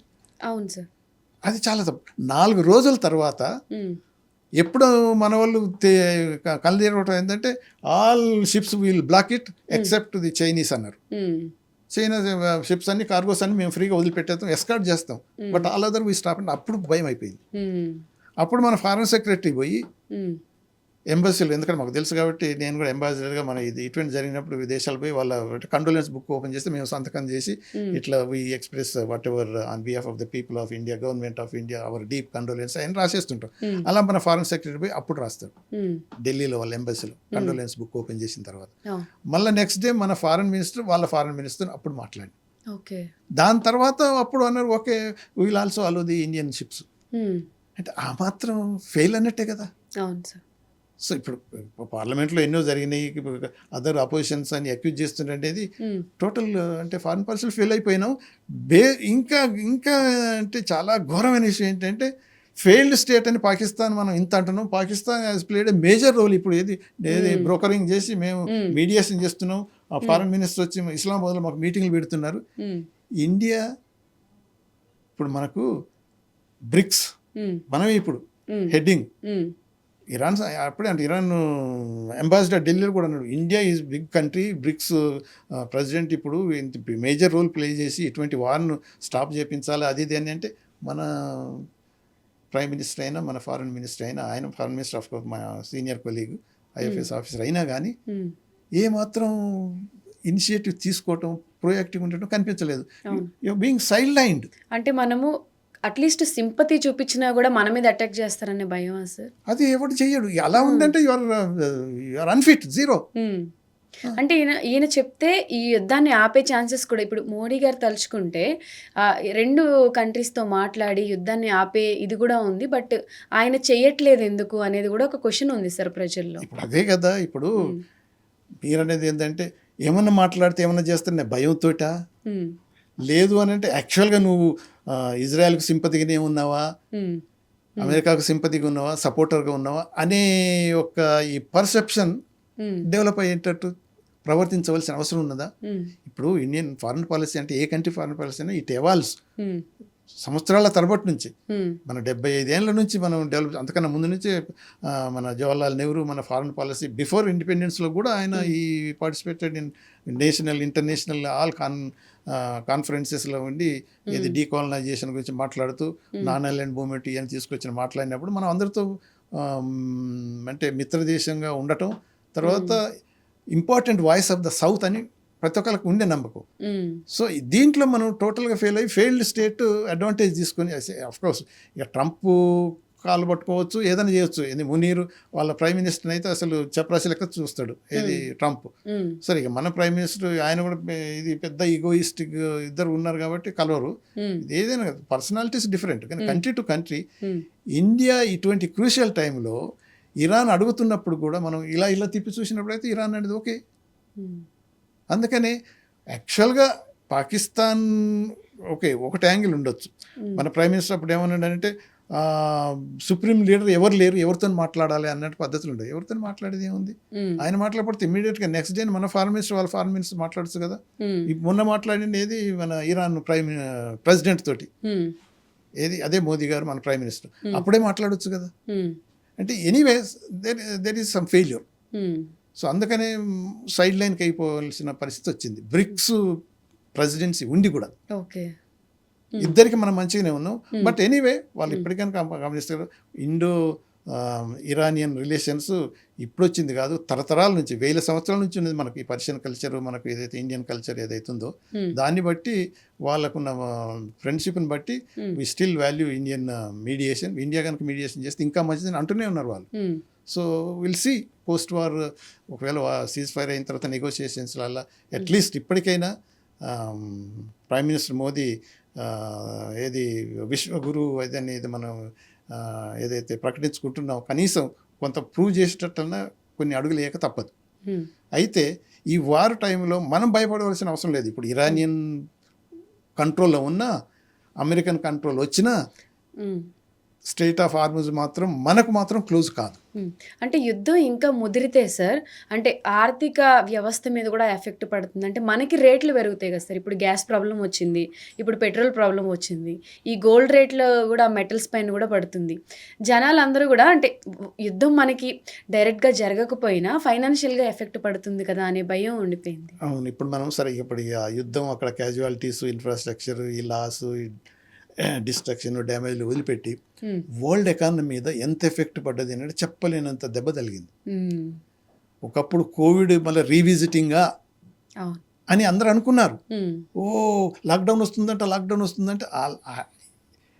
ఏది లిటరల్గా లాక్డౌన్ రిటర్న్గా లేకున్నా కానీ ఆ లాక్డౌన్ వచ్చినట్టే ఫీల్ అయినరు. రైల్వే స్టేషన్లలో పాపం బీహార్, ఒరిస్సా అక్కడి నుంచి లేబరు, సూరత్ నుంచి అయితే మొత్తం వదిలిపెట్టిపోతుంటే ఏం చేస్తారు, ఆయన క్లోజ్ అయిపోయినాయి. రా మెటీరియల్ రావట్లేదు. సో ఫ్యాక్టరీస్ బంద్ అయిపోయినాయి. కనీసం ఇప్పుడు గ్యాస్ సిలిండర్లే దొరకకపోయినాయి. ఇదే చూసుకొని ఎవరైనా ఇటువంటి క్లిష్ట పరిస్థితుల్లో ఒక మాట అనేది మనకంత సఫిషియెంట్గా ఉన్నాయి, రిజర్వ్స్ ఉన్నాయి, మనం బాధపడాల్సిన అవసరం లేదని మన oil and gas minister announce చేయటం, నెక్స్ట్ డేనే ఒక సిలిండర్కి 60 రూపాయలు పెంచడం, అదేమి ఇండికేషన్ అంటే షార్టేజ్ ఉంటేనే కదా నువ్వు రేట్లు పెంచుతున్నావు అనేది. డిమాండ్ ఎక్కువైంది, సప్లై తక్కువైంది, అందుకని రేట్లు పెంచుతున్నావు అంటే అదొక రాంగ్ సిగ్నల్. సో అట్లీస్ట్ ఇప్పుడు మన డీజిల్ పెట్రోల్ మీద కనీసం పెంచలేదు. కాకపోతే ఇంకా టాక్టికల్ ఏం చేసిండ్రు, ఎక్సైజ్ డ్యూటీ మేము తగ్గించుకున్నాం. ఆ ఎక్సైజ్ డ్యూటీ తగ్గించడం వల్ల కామన్ మ్యాన్కి ఏం లాభం లేదు, ఓన్లీ ఆయిల్ కంపెనీస్కు లాభం అది. ఎందుకంటే మేము ఎక్కువ పే చేయాల్సి వస్తుంది, మాకు కంపెన్సేట్ చేయండి, వాడితే వాళ్ళకి ఇచ్చారు. కామన్ మ్యాన్కు అట్లీస్ట్ పెంచలేదు. అదెందుకు పెంచలేదు, ఈ 4-5 ఒక 2-3 వారాల తర్వాత ఎలక్షన్ అయిపోయిన తర్వాత చూడండి అదిరిపోయేంత పెంచేస్తాడు. అదేం వదిలిపెట్టడు. ఏ ఛాన్స్ సిచువేషన్ కోసం వెయిట్ చేస్తుంటారు. ఎగ్జాక్ట్లీ. మనకు షార్టేజ్ రాదు మనం కనుక ప్రాపర్గా ప్లాన్ చేసుకుని ఉంటే. మనకు మన షిప్స్ ఎప్పుడు ఆపట్లేదు వాళ్ళు, ఇప్పటికైనా మేము ఎస్కార్ట్ చేసి పంపిస్తూ ఉంటున్నాం. కాకపోతే ఓకే, ఇప్పుడు మనం శ్రీలంక పంపించాం అంటే మనకు వచ్చే ఉన్న దాంట్లో ఇంత పంపిస్తే మనకు షార్టేజ్ రాదా, వస్తుంది. అక్కడ ఎక్స్ట్రా సప్లై లేకుండా వస్తే పంపించడం ఫైన్, అక్కడ నుంచి ప్రాబ్లం ఉంది అంటావు, మళ్ళీ ఇక్కడ పంపిస్తుంటావు, షార్టేజ్ వస్తుంది. షార్టేజ్ ఉందంటే ధర పెంచుతావు. సో మన కంట్రీలో ఫస్ట్ మనది మనం ఫస్ట్ మన ఇంట్లో చూసుకుని మిగిలింది పక్క వాళ్ళకి పెట్టాలి అనే ఫార్మేట్లో ఉంటే ఫస్ట్ మన ఇండియన్స్ ఇబ్బంది పడకూడదు. అంటే అవతల వాళ్ళకి హెల్ప్ చేసే ముందు మనకి ఎంత ఉంది, మన అవసరాలకు ఎంత ఉంది, మన ప్రజలకు అవసరం ఎంత ఉంది అనేది గమనించిన తర్వాత కొద్దిగా ఎక్కువ ఉన్నప్పుడు ఇవ్వటం తప్పేం లేదు. వీళ్ళకు లేకుండా చేసి బజార్లంతా లైన్లు కట్టి వాళ్ళంతా బాధలు పడుతూ వేరే వాళ్ళకి ఇవ్వటం అనేది ఇంకా ఇస్తారేమని కూడా ప్రజలకు అనిపిస్తుంది. అది కూడా ఎందుకంటే పేపర్ మన పత్రికలలో వచ్చేసింది కదా, బంగ్లాదేశ్ అడుగుతుంది, శ్రీలంక అడుగుతున్నది, మనకున్న ఆయిల్ కూడా అటే పంపిస్తారంట, మనకేం దొరకదంట. నేచురల్ అది. నిజంగా ఇంత వర్స్ట్ సిచ్యువేషన్స్ లో కూడా మన ప్రజలు ఇంత ఇబ్బంది పడుతున్నప్పుడు కూడా నిజంగానే మన గవర్నమెంట్ వేరే కంట్రీస్ కి హెల్ప్ చేస్తుందా సార్? చేస్తుంది కదా. ఇప్పుడు చెయ్యకూడదు. ఇప్పుడు ఇక ఏమంటామనంటే ఒక్కొక్కసారి ఆ పొలిటికల్ డిసిషన్స్ ఎలా తీసుకుంటారు, ఎందుకు తీసుకుంటారు, ఓకే గుడ్. మనకు ఇంటర్నేషనల్ రిలేషన్స్లో తర్వాత నైబర్ కంట్రీస్తో మంచిగా ఉండటం మంచిదే, it's good, but not at the cost of own people. అది వీళ్ళు గమనించట్లేరు. ఏమవుతుంది, మనం కొన్ని భరించవచ్చు కదా బాధలు, వాళ్ళకు కూడా బాధలు ఉన్నా కూడా కొంత షేర్ చేసుకోవచ్చు కదా అనే పద్ధతిలో పోతే that is not correct. Of course మన దగ్గర ఏమన్నా ఎక్సెస్ ఉన్నా కొద్దిగా ఇవ్వచ్చు, సరే కొంతవరకు షేర్ చేసుకోవచ్చు, మనకు 1 రోజు 2 రోజులు. కానీ అక్కడ నుంచి ప్రాబ్లం ఉన్నది, షిప్స్ రావట్లేవు, అంత షార్టేజ్ అవుతున్నది అని మీరు ఒక విధంగానే చెప్తున్నారు, రేట్లు పెంచుతున్నారు, తర్వాత పక్క దేశానికి ఇస్తున్నారు. సార్ నాకు ఒక డౌట్ వచ్చింది ఇప్పుడు మీరు చెప్తుంటే. ఇప్పుడు ఆ కంట్రీస్కి ఆ ఆయిల్ ఏదైతే సప్లై చేయట్లేదో దానివల్ల వాళ్ళు ప్రాబ్లంలో ఉన్నారు. సో మనకి చెక్ చేసో ఏది చేసో మనకి వదులుతున్నారు. ఇప్పుడు మనకి ఆ నీడ్ ఉందని మనకు వదులుతున్నది, మనం వేరే కంట్రీస్ ఇప్పుడు వాళ్ళకి పడని కంట్రీస్కి మనం దాన ధర్మాలు చేస్తే ఇప్పుడు మనకు వచ్చేది కూడా ఆపేసే ఛాన్సెస్ ఉంటాయా సార్? మీరు అన్నది కరెక్ట్, మంచి పాయింటే. కానీ ఇప్పుడు మనం చేసేది ఇప్పుడు శ్రీలంక, ఇటు బంగ్లాదేశ్, తర్వాత ఇటు ఫిలిప్పైన్స్, అటు వాళ్ళ నేపాల్, వాళ్ళు మళ్ళీ రిక్వెస్ట్ చేస్తున్నాం, మనం ఇస్తున్నాం. కానీ వాళ్ళకి చేయటం వల్ల ఇరాన్కు అంత ప్రాబ్లం అనిపించదు. ఓకే. కాకపోతే శ్రీలంక దగ్గర అది అమెరికన్ వాళ్ళ నేవల్ ఎక్సర్సైజ్ అప్పుడు ఇరాన్ నేవల్ షిప్స్ వచ్చి మన దగ్గర విశాఖపట్నంలో పార్టిసిపేట్ చేసి పోతుంటే శ్రీలంక వాటర్స్లో ఒక దాన్ని వాళ్ళ సబ్మెరీన్ వచ్చి ముంచేసింది ఇరానియన్స్. మన దగ్గరకు వచ్చిన తర్వాత వార్నింగ్ ఇచ్చాం, మనం రాలేదు. అదే అక్కడ వాళ్ళు కూడా శ్రీలంక వాళ్ళు అలా ఇచ్చేది ఉండే వాళ్ళకు చేయకుండా జరిగేది ఉండేదని వాళ్ళకు ఉంటుంది. మీరు ఒక పాయింట్ కూడా కరెక్టే. వాళ్ళు మమ్మల్ని ప్రొటెక్ట్ చేయలేదు, ఇరానియన్స్ అనుకోవచ్చు. వాళ్ళు మమ్మల్ని ప్రొటెక్ట్ చేయలేదు. ఇప్పుడు 90 మంది ఎంతో మంది లార్జ్ నెంబర్ వాళ్ళంతా చనిపోయారు, డిస్ట్రాయ్ చేశారు వాళ్ళు. కనీసం వాళ్ళ వాటర్లో వాళ్ళు ఉన్నప్పుడు ఎందుకు ప్రొటెక్ట్ చేయలేదు అనేది కొంత ఉండొచ్చు కోపం.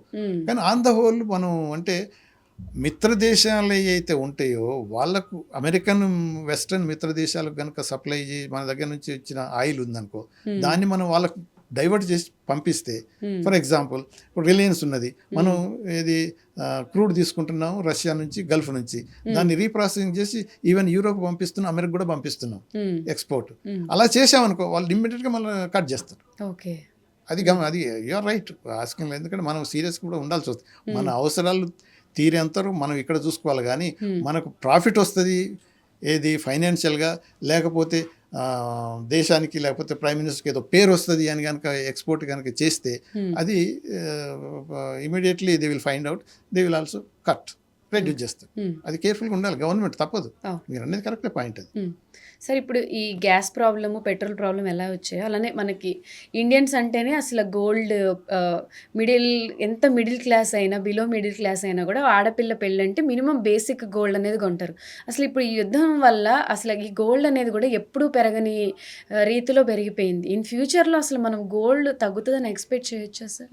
నేను మంచి గంటే ఇక అంటే పర్టినెంట్ క్వశ్చన్. ఎందుకంటే ఇప్పుడు మ్యారేజ్ సీజన్స్, ఇప్పుడు గోల్డ్ చాలా డిమాండ్లో ఉంటుంది, ఆయిల్కి ఎంత గోల్డ్కి ఉంటుంది. నిజమే, గోల్డ్ రేట్లు పెరగటం వల్ల ఎందుకు పెరిగాయంటే దేర్ ఆర్ రీజన్స్. ఒకటి, గల్ఫ్ వార్ అనేది ఆల్ ఫ్లైట్స్ ఒకసారి స్టాండ్ స్టిల్ అయిపోయినాయి కదా. మనకు రోజుకు దుబాయ్ నుంచి, దమాన్ నుంచి, లేకపోతే ఇంకా అదర్ గల్ఫ్ కంట్రీస్ నుంచి బోల్డ్ అండ్ ఫ్లైట్స్ వచ్చిపోతున్నాయి.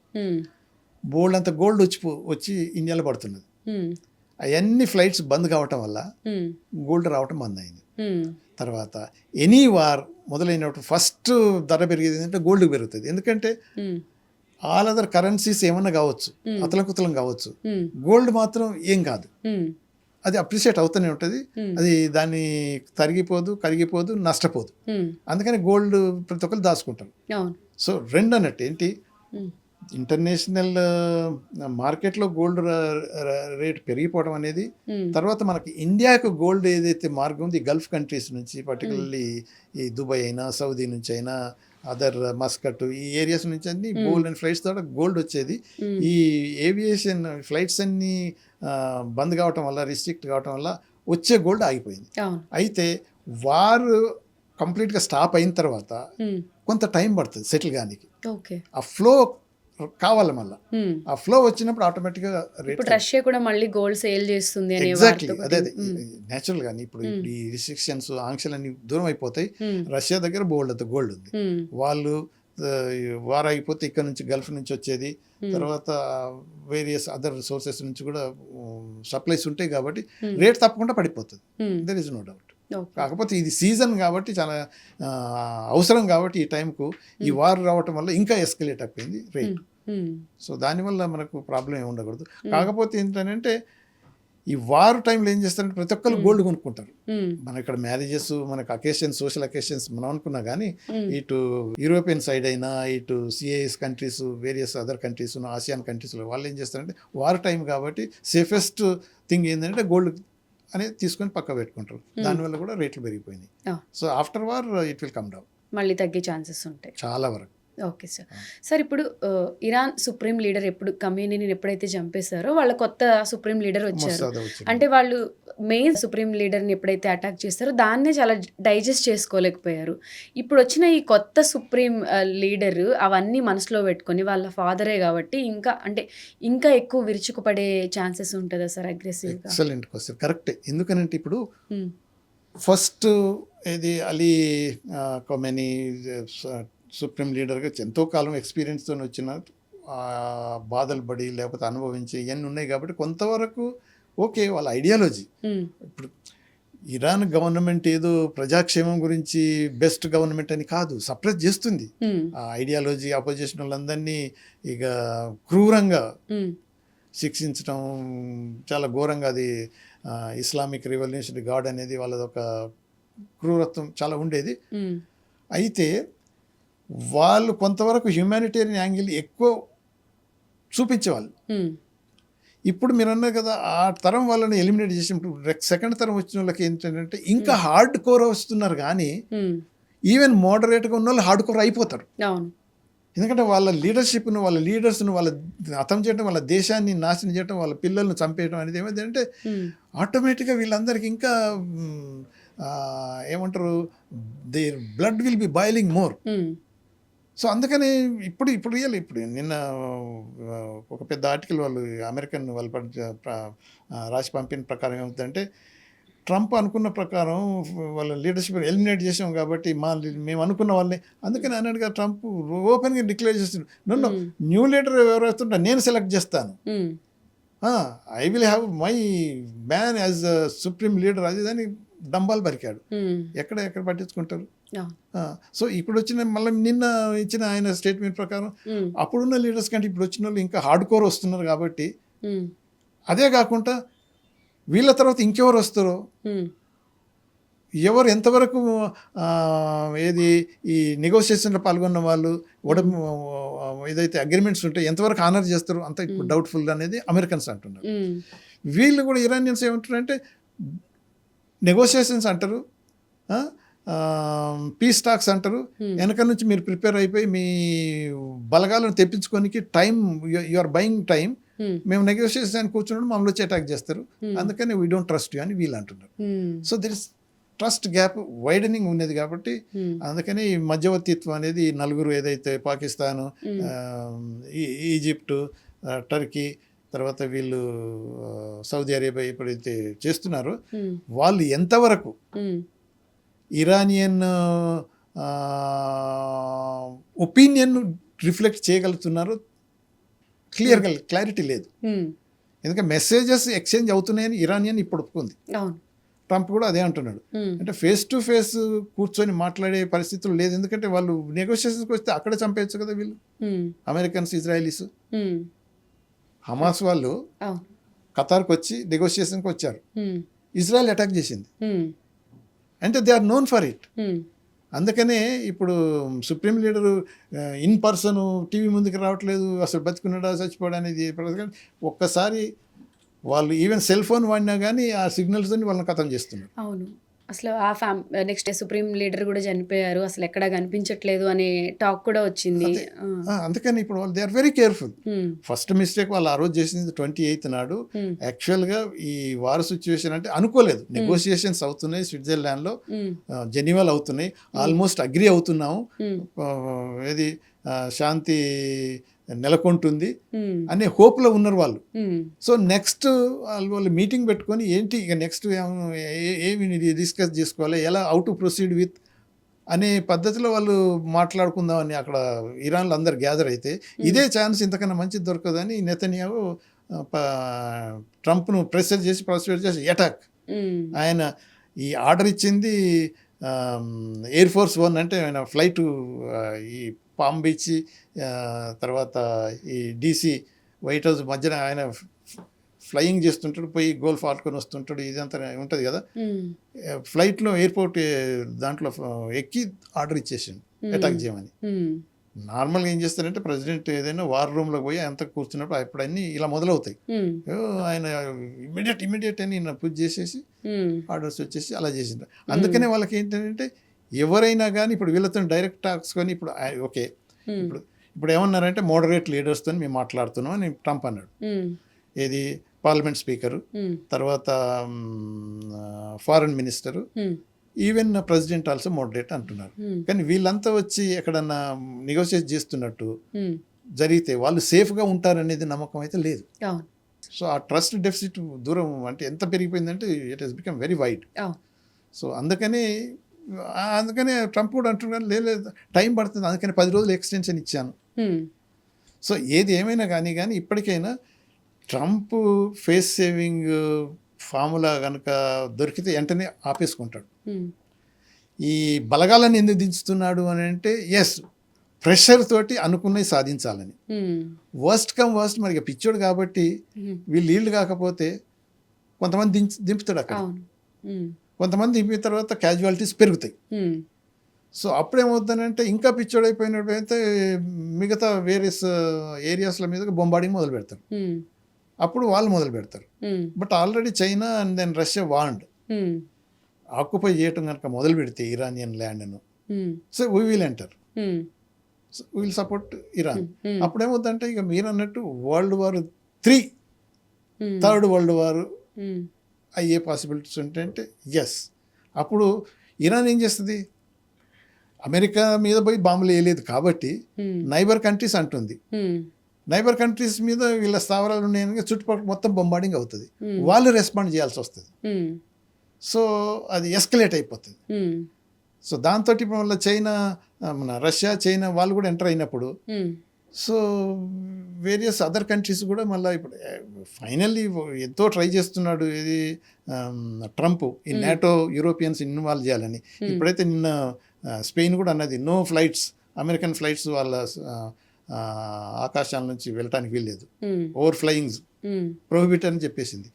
ఇక మీరు అన్నారు కదా ఇంతకుముందే మళ్ళీ యూకే వాళ్ళు కూడా వద్దన్నారు. ఈవెన్ జర్మన్ ప్రెసిడెంట్ కూడా అన్నాడు no it's not our war and then war should be stopped. అంటే వాళ్ళు ఎవరు ఎంటర్ అయ్యే పరిస్థితుల్లో లేదు. కానీ మరి ఒక్కోసారి ఏమిటంటే ఇప్పుడు వర్స్ట్ కమ్ వర్స్ట్ ఎస్కలేట్ అయితే ఇక వాళ్ళు ఏం చేసుకోవాలనేది ఇట్ ఆల్ డిపెండ్స్, డెవలప్మెంట్స్ ఎలా ఉంటాయి. పిచ్చిగా మరీ అమెరికన్ పిచ్చిగా బిహేవ్ చేసినప్పుడు వాళ్ళు దూరం ఉంటారు. లేదు ఇరాన్ ఒకవేళ ఫ్రస్ట్రేషన్లో వీళ్ళు ఏమన్నా గల్ఫ్ కంట్రీస్ అందరినీ చేయటం వల్ల ఇన్వాల్వ్ చేసి అటాక్ చేయటం వల్ల ఏమవుతుందంటే వీళ్ళు కూడా కొంతవరకు అంటే యూరోపియన్స్ నాటో ఫోర్సెస్ అయినా వాళ్ళకు కూడా కొంతవరకు రక్షించడానికి వాళ్ళు కూడా ఎంటర్ అయినా అది లాస్ట్ రిసార్ట్, అది remote. But as of today America Israel only fighting against Iran. Iran plus proxies, Houthis, Hezbollahs, Hamas, they are fighting against America and then Israel. American soldiers కనుక if they land on Kharg island then events change అయిపోతాయి. It will turn to bad. Iranians will definitely kill these soldiers, whatever number of them. Then Americans use brutal force, దాంతో devastation ఎక్కువైపోతుంది. అప్పుడు Russia already wand ఏదన్నా జరిగినప్పుడు ఇలా అవుతుందని. So అప్పుడు it may spread beyond that reason. Third world war అని అనుకోవచ్చు. ఆ పరిస్థితి అంత జరుగుతుందా అనే పద్ధతిలో పోవచ్చు. కానీ 99% Netanyahu is that type. Trump అన్నాడు నువ్వే థర్డ్ వరల్డ్ కావాలంటున్నావు వారని అన్నాడు ఒకసారి Netanyahu. But we don't want Americans, we don't want third world Trump కూడా అన్నాడు. బట్ పరిస్థితుల వల్ల ఇక ట్రంప్ ఏంటంటే anyway I'm losing, let me create history అన్నట్టు ఏదైనా పిచ్చి పిచ్చి పనులు చేస్తే 100% డిస్ట్రాయ్ చేస్తా అంటున్నాడు ఇప్పుడు నిన్నటి స్టేట్మెంట్ ప్రకారం. సో దానివల్ల ఎస్కలేట్ కావచ్చు. బట్ యాజ్ ఆఫ్ టుడే ఈ గంభీరం ఏదో మేకపోతు గంభీరం లాగానే మన ట్రంప్ గారి గంభీరం ఉన్నది. సో డెఫినెట్గా is a matter of another 1 week 2 weeks కంటే బియాండ్ ట్రంప్ ఫైట్ చేయలేడు. అంటే సార్ ఇప్పుడు ఇరాన్ న్యూక్లియర్ ప్రోగ్రామ్ ఏదైతే ఉందో అది స్పాయిల్ చేసి అది మొత్తం ఆక్రమించుకోవాలి అనే పాయింట్ ఆఫ్ వ్యూలోనే ఉన్నాడా, లేకపోతే ఇప్పుడు ఈ వార్ కొన్ని మంత్స్ జరగచ్చు, ఇయర్స్ జరగచ్చు అని అంటున్నారు కదా సార్, ఇది రూమరే అంటే ఇప్పుడు అన్నది మీరు కరెక్టే. ఇప్పుడు ట్రంప్ ఏంటంటే 15 పాయింట్ ఫార్ములా ఇచ్చేసాడు మీరు అన్ని యాక్సెప్ట్ చేయమని. దాంట్లో కీలకంగా ఉన్నాయి ఏంటంటే 2-3 తప్ప మిగతా అన్ని మామూలు అన్ని అగ్రి అయిపోయారు కానీ 2-3 అగ్రి అవ్వట్లేదు. ఏంటంటే జూన్లో అటాక్ చేసినప్పుడు ఇరాన్ న్యూక్లియర్ ఫెసిలిటీస్ను, న్యూక్లియర్ పౌడర్ను కూడా మొత్తం నాశనం చేసాము, అబ్లిటరేటెడ్ అని అనేసాడు.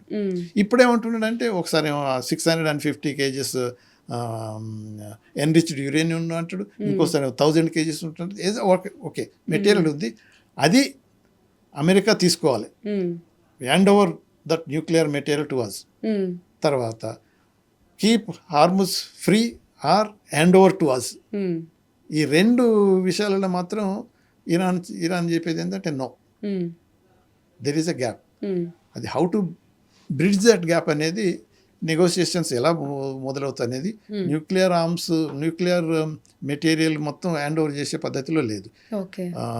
రష్యా ముందుకు వచ్చిందంటే okay we will keep that nuclear material, ఎందుకంటే రష్యన్ బిల్టే కదా వాళ్ళ దగ్గర ఉన్న న్యూక్లియర్ ఇన్స్టలేషన్స్ అన్ని రష్యన్ బిల్టే, సో రియాక్టర్స్ అని. సో వాళ్ళు ఏమన్నంటే okay will keep it safely with us, civil యూజ్కు యూజ్ చేస్తున్నప్పుడు will release something for whatever programme under international atomic energy agency కిందని రిలీజ్ చేస్తామని అంటే ట్రంప్ నో అన్నాడు.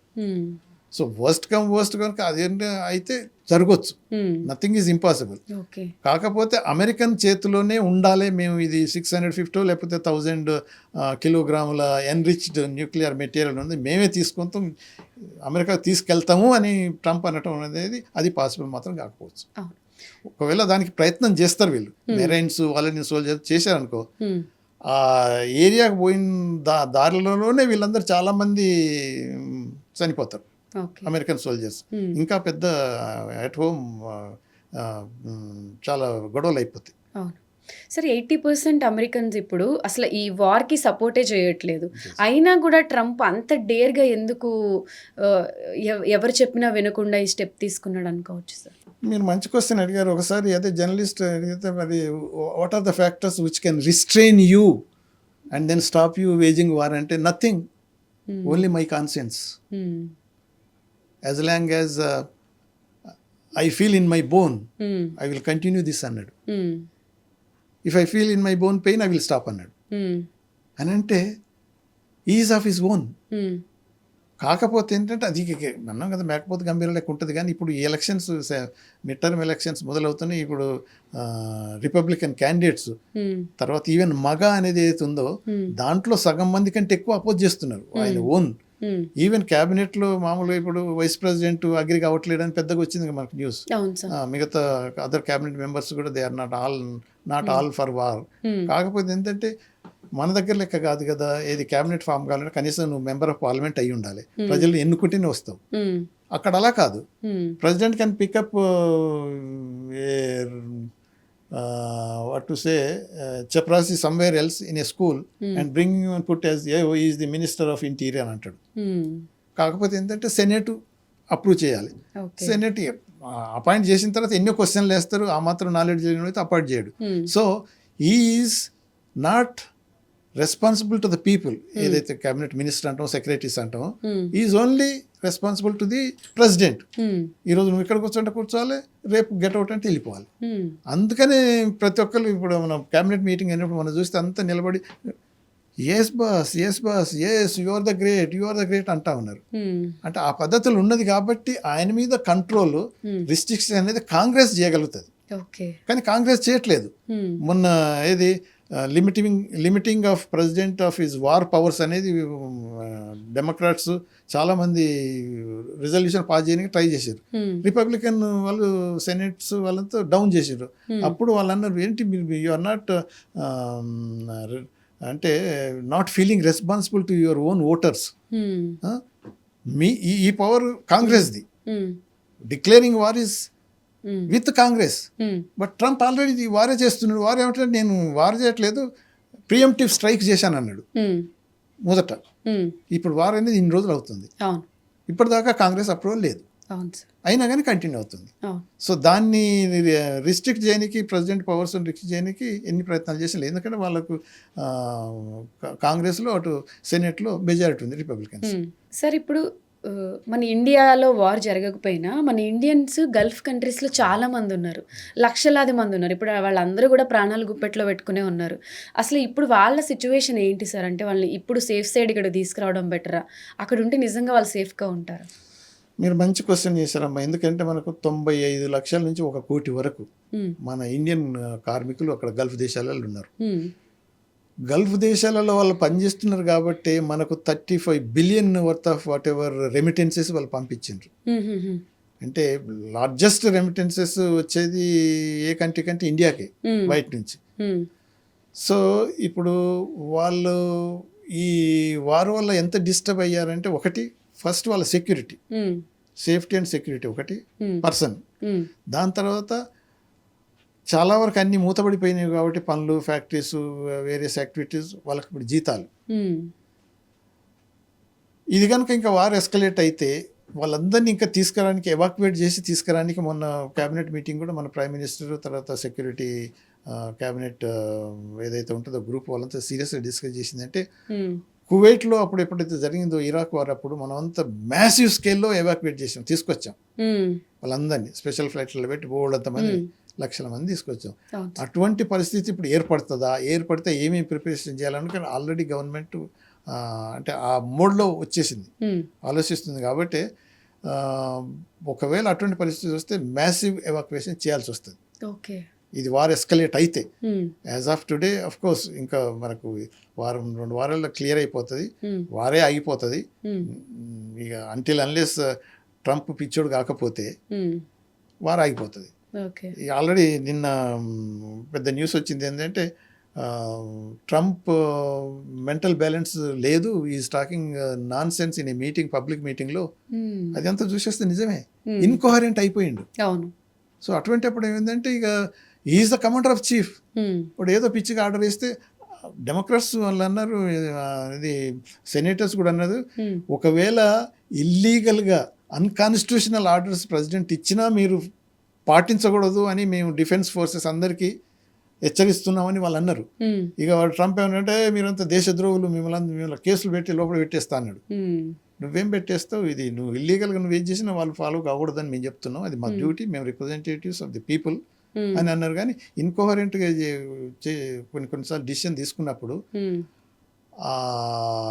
దాని ఎఫెక్ట్ ట్రూప్స్ అన్నీ ఇప్పుడు పోయినాయి. ఇప్పుడు సెంట్రల్ కమాండ్ అక్కడ ఉన్నది almost 3,000+ soldiers already reach there. So మిగతా వాళ్ళు కూడా 10 దాకా ఆర్డర్స్ వచ్చేసినారు, 10,000 వరకు మొబిలైజ్ చేయాలని. వాళ్ళు అక్కడ ఉన్న తర్వాత ఏమవుతుందంటే ఏమైనా స్మాల్ ఇష్యూ అయిపోయి ట్రిగర్ అయిపోతే ఆటోమేటిక్గా సోల్జర్స్ ల్యాండ్ కావాల్సి వస్తుంది. Once they land and Kharg island or other whatever coastal area, they will become fodder, deaths అయిపోతుంటాయి, అది ఎస్కలేట్ అవుతుంది. సో అలాంటి పరిస్థితి కాకూడదనే they are seriously thinking. But let us wait whatever it is. America ఎప్పుడు టెక్నాలజీలో మేమే పెద్ద తోపు అన్నట్టుగా ఫీల్ అవుతుంది. ఆఫ్ఘనిస్తాన్తో వార్ చేసినప్పుడు వియత్నాంతో కూడా తోక ముడుచుకొని ఎలా అయితే వెనక్కి వచ్చేసిందో, ఇప్పుడు ఇరాన్ ఈ వార్లో కూడా అమెరికా అలాంటి స్టెప్ తీసుకునే ఛాన్సెస్ ఉంటాయి అనుకోవచ్చా? కరెక్టే అన్నారు, ఎందుకంటే we will destroy entire thing, we will occupy the land అని ఎప్పుడైతే ట్రంప్ బోస్టింగ్ చేశాడో, ఇరానియన్ పార్లమెంట్ స్పీకర్ క్లియర్గా అన్నాడు, okay you want to occupy our land, your soldiers you want to order them to land on our land, okay let them come. Iran is not afraid. Vietnam will repeat here in Iran. అంటే Vietnam అప్పుడు dead bodies bags పోయినాయి కదా, బోల్డ్ అని పోయినాయి అమెరికాకు, 1000 మంది చనిపోయారు. అలానే మళ్ళీ జరుగుతుంది, let them come, we're waiting, hell is waiting for you అని అనేసి.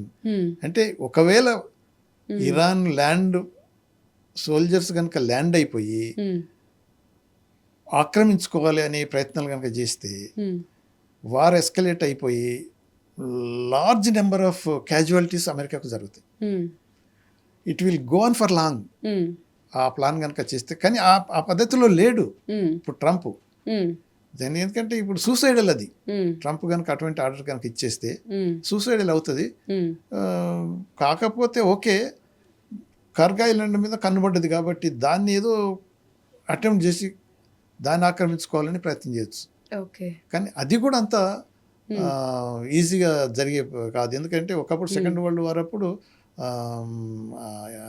జపాన్ ఐలాండ్ను ఐఓ మోజా అనేదో పేరుంది, దాన్ని ఆక్రమించుకోనికి ఎన్నో ప్రయత్నాలు చేసి ఆక్రమించుకున్నారు. అది ఉపయోగపడేది వాళ్ళకి మళ్ళీ జపాన్ మీద అటాక్ చేయడానికి. అలానే ఇది కనుక తీసుకుంటే మనం మెయిన్ ల్యాండ్ను అటాక్ చేయడానికి బాగా ఉపయోగపడుతుంది. ప్లస్ ఎనర్జీ రిసోర్సెస్ అని మన కంట్రోల్ ఉంటాయి, ప్లస్ స్టేట్ ఆఫ్ హార్మూజ్ని కూడా మనం కంట్రోల్ చేస్తాం అనే ఐడియా వచ్చింది కాబట్టి దాని మీద కనబడ్డది. బట్ అది కూడా ఫేటలే అయిపోతుంది. But let us see Trump ఎలా మారుతాడో ఏమవుతాడో. పొద్దున ఒక తిరుగుంటాడు, రాత్రికి ఒక తిరుగుంటాడు కాబట్టి. So whatever he says he does sometimes total opposite. Um, అదే అన్నారు కదా వాళ్ళు ఇరానియన్స్, శాంతి నెగోషియేషన్స్ అన్నారు, మమ్మల్ని అంతా పిలుస్తూ మాట్లాడిపిస్తూనే వెనక నుంచి మొత్తం సైన్యాన్ని పెట్టేసి Attack ప్రిపేర్ అయ్యి చేసి. అటాక్ చేశారు. So Oh. We don't trust you అనే పద్ధతులు ఉన్నది. Oh. So hopefully sense will prevail. Um, so వారు కనుక ఎస్కలేట్ కాకుండా నెగోషియేషన్స్ కొంత ఇంకా కులం కావచ్చు. ఉమ్, బట్ ఒకవేళ అయితే మీరు అన్నట్టు మనకు మన ఎకానమీ మీద చాలా దెబ్బతింటుంది. ఉమ్, అదే ఇప్పుడు 1 కోటి దాకా 95 లక్షల నుంచి 1 కోటి దాకా ఉన్న మన కార్మికులు అక్కడ ఉమ్, ఉండటం వల్ల ఏమవుతుందంటే వాళ్ళకు ఉద్యోగాలు పోవటం అవుతుంది, వాళ్ళని ఎవాక్యుయేట్ చేయడం అవుతుంది, వాళ్ళని తీసుకొచ్చిన తర్వాత ఇక్కడ రీఇంటిగ్రేషన్, ఉమ్, రీహాబిలిటేషన్ ఉమ్, ఎంతో కొలోసల్ లాస్ అవుతాయి ఇండియా మీద. అవును. మళ్ళీ అక్కడ నుంచి వచ్చే మనకు ఇప్పుడు సూరత్లో అన్ని కొన్ని కంపెనీలు క్లోజ్ అయిపోయి మైగ్రెంట్ వర్కర్స్ అంతా ఎందుకు వెళ్ళిపోతున్నారంటే ఉమ్, అది ఫ్యాక్టరీలు బంద్ అయిపోయినాయి. ఉమ్, కనీసం ఇది మన గవర్నమెంట్ వాళ్ళకి వండుకోనికి ఆ గ్యాస్ కూడా సప్లై చేయలేకపోయింది. ప్రాబ్లం వచ్చి Problem పాపం వచ్చేసి. వాళ్ళు ఎక్కడికక్కడ వెళ్ళిపోయారు. మళ్ళీ అది రీవిజిటెడ్ అవును, కోవిడ్ అగైన్ 2 అనుకోవాలి మనం. అవును, అలాంటి పరిస్థితులు ఏర్పడ్డాయి కాబట్టి చాలా ప్రాబ్లమ్స్ అవుతాయి అవును. ఒకవేళ వార్ కంటిన్యూ అవుతుంది. అవును సార్. సార్ అసలు ఇంత జరుగుతున్నా కూడా ఐక్యరాజ్య సమితి ఒక ప్రేక్షకుడు కామన్ మ్యాన్ ఎలా అయితే చూస్తూ ఉండిపోతున్నాడో అలా ఉండిపోయింది. ఈ ట్రంప్ కూడా అసలు ఐక్యరాజ్య సమితిని అసలు కేరే చేయట్లేదు. దీనిపైన మీ ఒపీనియన్ ఏంటి సార్? రైట్. అదే ఇప్పుడు ట్రంప్ అన్నాడు కాబట్టి ఐక్యరాజ్య సమితి ప్రెసిడెంటే అన్నాడు, ఉమ్, ఐక్యరాజ్య సమితి UN has become um, defunct, um, అంటే యూజ్లెస్ అయిపోయింది, ఉమ్, ఏ మాత్రం ఇంటలేరు. అఫ్ కోర్స్ ఒకటి ఉమ్, యుఎన్ఎస్సిలో రిజల్యూషన్ పాస్ చేసింది ఏంటంటే ఉమ్, ఇరాన్ ఇది నైబర్ కంట్రీస్ ఉమ్, ఇన్ఫ్రాస్ట్రక్చర్ల మీద వాటి మీద అటాక్ చేయటం ఉమ్, కండెమ్నబుల్ చేయకూడదు అది ఇదని. ఉమ్, కానీ మళ్ళీ అక్కడేమో ఈ యుఎస్ ఇజ్రాయెల్ ఇరాన్ మీద దాడి చేసింది అనే మెన్షన్ కూడా లేదు. ఉమ్, సో దాన్ని పట్టించుకున్న వాళ్ళు లేరు. ఉమ్, తర్వాత ఆయన ఇది ఇంటర్నేషనల్ బోర్డ్ ఆఫ్ పీస్ అని ఏదో పెట్టిండు, ఆ గాజా హమాస్ను తోలిన తర్వాత అవన్నీ నేను రీకన్స్ట్రక్ట్ చేస్తాను, ఉమ్, నేనే దానికి పర్మనెంట్ చైర్మన్ ఉంటాను, అవును, తర్వాత ఏ కంట్రీస్ ఉంటే వాళ్ళందరికీ నేనే అడ్మిషన్ అప్రూవ్ చేస్తాను ఉమ్, అంటే you are sidelining UN. Um, మొదటి నుంచి అన్నాడు యుఎన్ ఈజ్ జీరో యూజ్లెస్ అని అంటున్నాడు. ఉమ్, సో యుఎన్కు ప్యారల్ ఆర్గనైజేషన్ లెక్క ఇది ఇంటర్నేషనల్ బోర్డ్ ఆఫ్ పీస్ అని క్రియేట్ చేశాడు. ఉమ్, సో యుఎన్ పట్టించుకునే పద్ధతిలో ట్రంప్ లేడు. ఉమ్, తర్వాత ఈ యుఎన్లో ఉన్న కూడా ఇప్పుడు పర్మనెంట్ మెంబర్స్ ఉన్నారు. ఇప్పుడు చైనా అయినా రష్యా అయినా they are not insisting. Um, Iran కూడా అంత ఇన్సిస్ట్ చేసినా లాభం లేదు, ఎందుకంటే దాంట్లో ఉన్న రిజల్యూషన్ వల్ల పెద్ద ఎఫెక్ట్ ఏం లేదు, దాన్ని ఇంప్లిమెంట్ చేసే శక్తి ఎవరికి లేదు. ఇప్పుడు చైనా రష్యా కూడా ఎందుకనంటే ఎంత ప్రొలాంగ్ అయితే వారు ఉమ్, మ్యాక్సిమం బెనిఫిట్ అయ్యేది రష్యా చైనా, అవును, దాని తర్వాత మ్యాక్సిమం లాస్ అయ్యేది of course Iran gulf countries plus US. Um, US కోలుకోలు ఎంత దెబ్బతింటుంది ఉమ్, ఇప్పుడు, ఎందుకంటే ఇంతకాలము petro um, dollar international reserve కరెన్సీగా ఉన్నది, అంత ఈ డీలింగ్స్ పర్చేజెస్ అన్నీ జరిగేది, ఆయిల్ అంతా పెట్రోల్ అంతా డాలర్లోనే జరుగుతుంది. కానీ ఇప్పుడు ఇరాన్ నుంచి వాళ్ళ 85 to 90% ఆఫ్ ఆయిల్ ప్రొడక్షన్ అంతా చైనా తీసుకుంటుంది. ఉమ్, పెట్రోల్ అక్కడ నుంచి కొంటే డాలర్స్ రూపంలో పే చేసే పద్ధతి లేదు, ఉమ్, యువాన్లో పే చేస్తుంది, అంటే ఉమ్, లోకల్ కరెన్సీ. అవును, రష్యా రూబుల్లో చేస్తుంది. ఉమ్, సో ఈ వార్ తర్వాత ఏముందంటే అదర్ కంట్రీస్ కనుక ఇట్లా మన బ్రిక్ కంట్రీస్ ఉమ్, మన లోకల్ కరెన్సీస్ తర్వాత అగ్రియేబుల్ ఇంటర్నేషనల్ కరెన్సీ ఏదో ఇంకో పేరు పెట్టి బ్రిక్ కాయిన్ ఏదైనా పెట్టుకున్నారు అనుకో, ఆ పరిస్థితి వస్తుంది. ఉమ్, ఎందుకంటే సెకండ్ వరల్డ్ వార్ కన్నా ముందు బ్రిటిష్ ప్రపంచాన్ని ఏలింది. ఉమ్, బ్రిటిష్ ప్రపంచం ఏలినప్పుడు సెకండ్ వరల్డ్ వార్లో బ్రిటిష్ చాలా వీక్ అయిపోయింది, దెబ్బతిన్నది. ఉమ్, పౌండ్ ఇంటర్నేషనల్ కరెన్సీ ఎగిరిపోయి డాలర్ వచ్చింది. అవును, సో ఈ వార్ కనుక ప్రొలాంగ్ అయినట్టయితే ఉమ్, అమెరికాకు కూడా అదే గతి పడుతుంది, ఉమ్, డాలర్ వాల్యూ పడిపోతుంది. ఉమ్, డాలర్ని ఎవరు యాక్సెప్ట్ చేసేది ఇంటర్నేషనల్ కరెన్సీగా ఉంచుకోరు, అవును, దానికి వాల్యూ ఉంది కాబట్టి అంత మనం ఎందుకంటే ఇప్పుడు అమెరికా 39 trillions ఆఫ్ డెట్ ఎందుకు ఉందంటే ఇంక్లూడింగ్ ఇండియా, మనమంతా వాళ్ళ ట్రెజరీ బాండ్స్ కొనుక్కుంటున్నాం అవును, డాలర్ కావాలనుకొని. ఉమ్, సో దాంతో వాళ్ళు ఎంజాయ్ చేస్తున్నారు. ఉమ్, ఆల్రెడీ చాలా వరకు ఇప్పుడు ఎంత ఇంటర్నేషనల్ కరెన్సీలో ఒకప్పుడు 56-57 ఆప్షన్ల నుంచి స్టార్ట్ అయినప్పుడు మిడిల్లో 100% ఉండేది, ఇప్పుడు 57% రిజర్వ్ కరెన్సీగా ప్రపంచంలో డాలర్ చలామవుతుంది. 43% అదర్ దాన్ డాలర్ అన్ని కమర్షియల్ ఆల్ యాక్టివిటీస్ నడుస్తున్నాయి. ఉమ్, ఈ వార్ తర్వాత ప్రొలాంగ్ అయితే ఉమ్, అది కూడా డౌన్ అయిపోతుంది, డాలర్ కూడా ఇంటర్నేషనల్ కరెన్సీగా ఉండదు. అవును సార్. మ్యాక్సిమం దెబ్బ పడుతుంది అమెరికన్స్.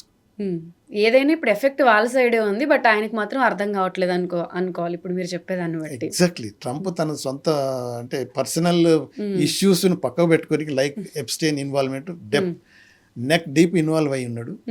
దాని తర్వాత బిజినెస్ మ్యాన్గా ట్రంప్ టవర్స్ అంతా ఇప్పుడు యాక్చువల్గా ఆ నెగోషియేటింగ్ టేబుల్లో కూర్చునేది విట్కాఫ్, తర్వాత జారేద్ కుషనర్ అల్లుడు, ట్రంప్ అల్లుడు. విట్కాఫ్ ఆయన బిజినెస్ మ్యాన్ అసోసియేటు. వాళ్ళని నెగోషియేటర్స్గా పంపించేస్తే వాళ్ళు సాధించేది ఏముంటుంది? ఏమైనా అదే ఆలోచిస్తారు, పైసా. అందుకనే ఇప్పుడు పాకిస్తాను ట్రంప్ క్లోజ్ అయిపోవటం అన్ని personal level, country to country nothing. Trump ఏది కావాలంటే బిట్ కాయిన్ కావాలంటే ఓకే, తర్వాత అల్లునికి ఏమైనా బిజినెస్ కావాలి, వ్యాపారం కావాలంటే ఓకే, ఏది కావాలంటే అది ఇస్తున్నప్పుడు ఇక మునీర్, మనం ఏమనుకుంటామంటే ముల్లా మునీర్ అంటాను నేను, ఆయన జనరల్ మునీర్ కాదు. ఈజ్ లైక్ ఎ ముల్లా, ఈ ప్రీచర్స్ ఈవెన్ మన సైన్యాల ఏది గుడారాలకు వెళ్తున్నప్పుడు చీఫ్గా విజిట్ చేస్తుంటే అక్కడ పోయి ఆయన అల్లా అక్బర్ ఇలా చేయాలి, మనం అలా చేయాలి, మనం అది ధైర్యం తెచ్చుకొని ఆ ప్రార్థనలు మొదలు పెడతాడు. ఈ వార్ ట్రైనింగ్ కాదు. అంటే అటువంటి ఆయన ట్రంప్ని ఏదో పట్టేసి నీకు ఇది ఇస్తాను అది ఇస్తాను కావటం వల్ల అలా క్లోజ్ అయిపోయి ఇప్పుడు ఆయనే మీడియేటర్గా, వన్ ఆఫ్ ది స్ట్రాంగర్ మీడియేటర్గా తయారైండు. అన్ఫార్చునేట్గా మన ఏదేమంటారు సైలెన్స్ అనుకోవచ్చు, లేకపోతే మిస్టెప్స్ అనుకోవచ్చు, ఇండియా సైడ్ అయింది. సరే, ఇప్పుడు ఇరాన్ ప్రజలే సొంత ప్రభుత్వం మీద దాడులు చేస్తుంది అని చెప్పి ట్రంప్ ఒక ప్లాన్ వేశాడు. ఇప్పుడు అది మొత్తం రివర్స్ అయిపోయింది. ఇప్పుడు ఇరాన్లో ఆ ప్రజల గ్రౌండ్ రియాలిటీ ఏముండొచ్చు అనుకుంటున్నారు సార్? అమ్మ చాలా మంచిగా, ఎందుకంటే అంత మొసాదు, సిఐఐ, తర్వాత నెతన్యాహు ఎస్టిమేషన్ అనాలిసిస్ అంత ప్రకారం ట్రంప్ ఫీడ్ చేసి ఏం లేదు, లీడర్షిప్ని తీసేస్తే ఇమ్మీడియట్గా రివల్యూషన్ వస్తుంది, రివోల్ట్ అయిపోతారు ప్రజాన్ని. డికాపిటేషన్ అయిన రోజు అదే 28th నాడు, నెక్స్ట్ డే కనుక ఆయన చూస్తే పిక్చర్స్ చూస్తే లక్షల మంది మిలియన్స్ రోడ్డు మీదకి వచ్చారు. ఏది సుప్రీం లీడర్ను చనిపెట్టినందుకు ఏడుస్తూ బయటికి. కొన్ని యూనివర్సిటీలలో 1-2-3 యూనివర్సిటీలలో వీళ్ళు ఏదైతే డబ్బులు పెట్టి పెంచారు కదా, ఇది మొసాదు సిఐఓలు, అక్కడ యంగ్స్టర్స్ ఏదో సెలబ్రేట్ చేసుకొని ఇది మొత్తం ఫ్రీడమ్ వచ్చేసింది అది ఇది అని ఏదో చేశాను. అది 2-3 రోజులు అంటే టోటల్ 5 daysలో కరిగిపోయింది. అది ప్రజలకు వచ్చింది ఏంటంటే, ఒకటి వాళ్ళ లీడర్షిప్ని అందరినీ హతమార్చారు. తర్వాత ఆ స్కూల్ చిల్డ్రన్ అలా చంపేశారు, హాస్పిటల్స్ నాశనం చేశారు, ఇన్ఫ్రాస్ట్రక్చర్ మీద అంతా దాడి చేశారు. అయితే ఇప్పుడు ప్రో రిజిమ్ ఉన్న వాళ్ళు ఎట్లాగో ప్రో రిజిమే గవర్నమెంట్ తరఫున ఫైట్ చేస్తారు. కొంతమంది యాంటీ ఉంటారు, కొంతమంది న్యూట్రల్ ఉంటారు. ఈ అటాక్ జరిగిన తర్వాత ప్రో రిజిమ్ ఉన్న వాళ్ళు న్యూట్రల్స్ అంతా ఒకటైపోయారు. ఆఫ్టర్ 1 week తర్వాత ఈవెన్ యాంటీ గవర్నమెంట్ వాళ్ళంతా కూడా ప్రో గవర్నమెంట్, అంటే అందుకని డిక్లేర్ చేసి నేను వాళ్ళ parliament speaker, because of attack on Iran for no reason the Americans and then Israelis unified even our opponents also for the cause of country. ఈ రోజు కనుక మనం చూసినట్టయితే చాలామంది CNN బాగా ఇంటర్నల్గా చాలా పోయి అంత ఇంటర్వ్యూస్ అయ్యి చూస్తే చాలామంది అంటే we're against this regime, but American destruction forced us to support our government. ఆ పద్ధతిలో పోయింది. సో వీళ్ళు ఏదైతే అనుకున్నారో అది రివర్స్ అయిపోతుంది, ఎందుకంటే వీళ్ళు చేసే దురాక్రమణలే. So how can any citizen of any country will accept if you come and then kill your leader, you come and then destroy your factories, you kill children, జరగదు. Beyond a point no. అందుకనే ఇప్పుడు American sympathisers ఎవడు లేడు అక్కడ. ఉన్న వాళ్ళు కూడా ఇంకా కొంతమంది వాళ్ళు కూడా ఎగనెస్ట్ అవుతున్నారు. ఈవెన్ డొమెస్టిక్గా వీళ్ళు ఎగనెస్ట్ అయిపోతున్నారు ట్రంప్కి against. So where is the question of Iranians ట్రంప్ను సపోర్ట్ చేసి ఇప్పుడు వాళ్ళే అంటారు, oh will save you, will do this, వాళ్ళు దట్, వచ్చి మా పిల్లల్ని చంపే ఇదేనా నువ్వు చేసిన మా సేవింగ్, ఇదేనా మా ప్రాణరక్షణ, నువ్వేనా చంపుతూ మమ్మల్ని ప్రాణాన్ని రక్షిస్తున్నావు అని వాళ్ళే రివర్స్ క్వశ్చన్ ఇస్తున్నారు ఆ స్టేజ్కి, because of certain arrogance or misdeeds. Netanyahu ట్రాప్లో పడిపోయిండు.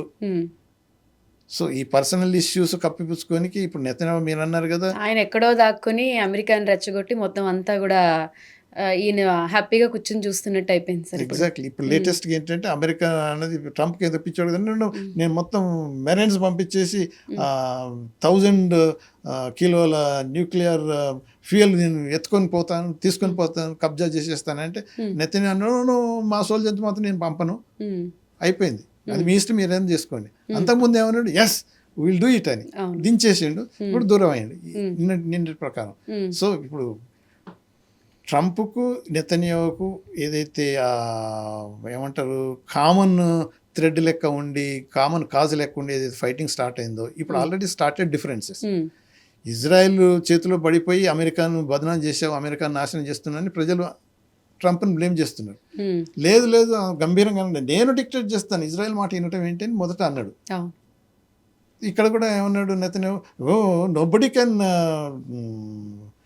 Counter president Trump's argument or nobody can advise him what to do, he decides and I follow అన్నాడు.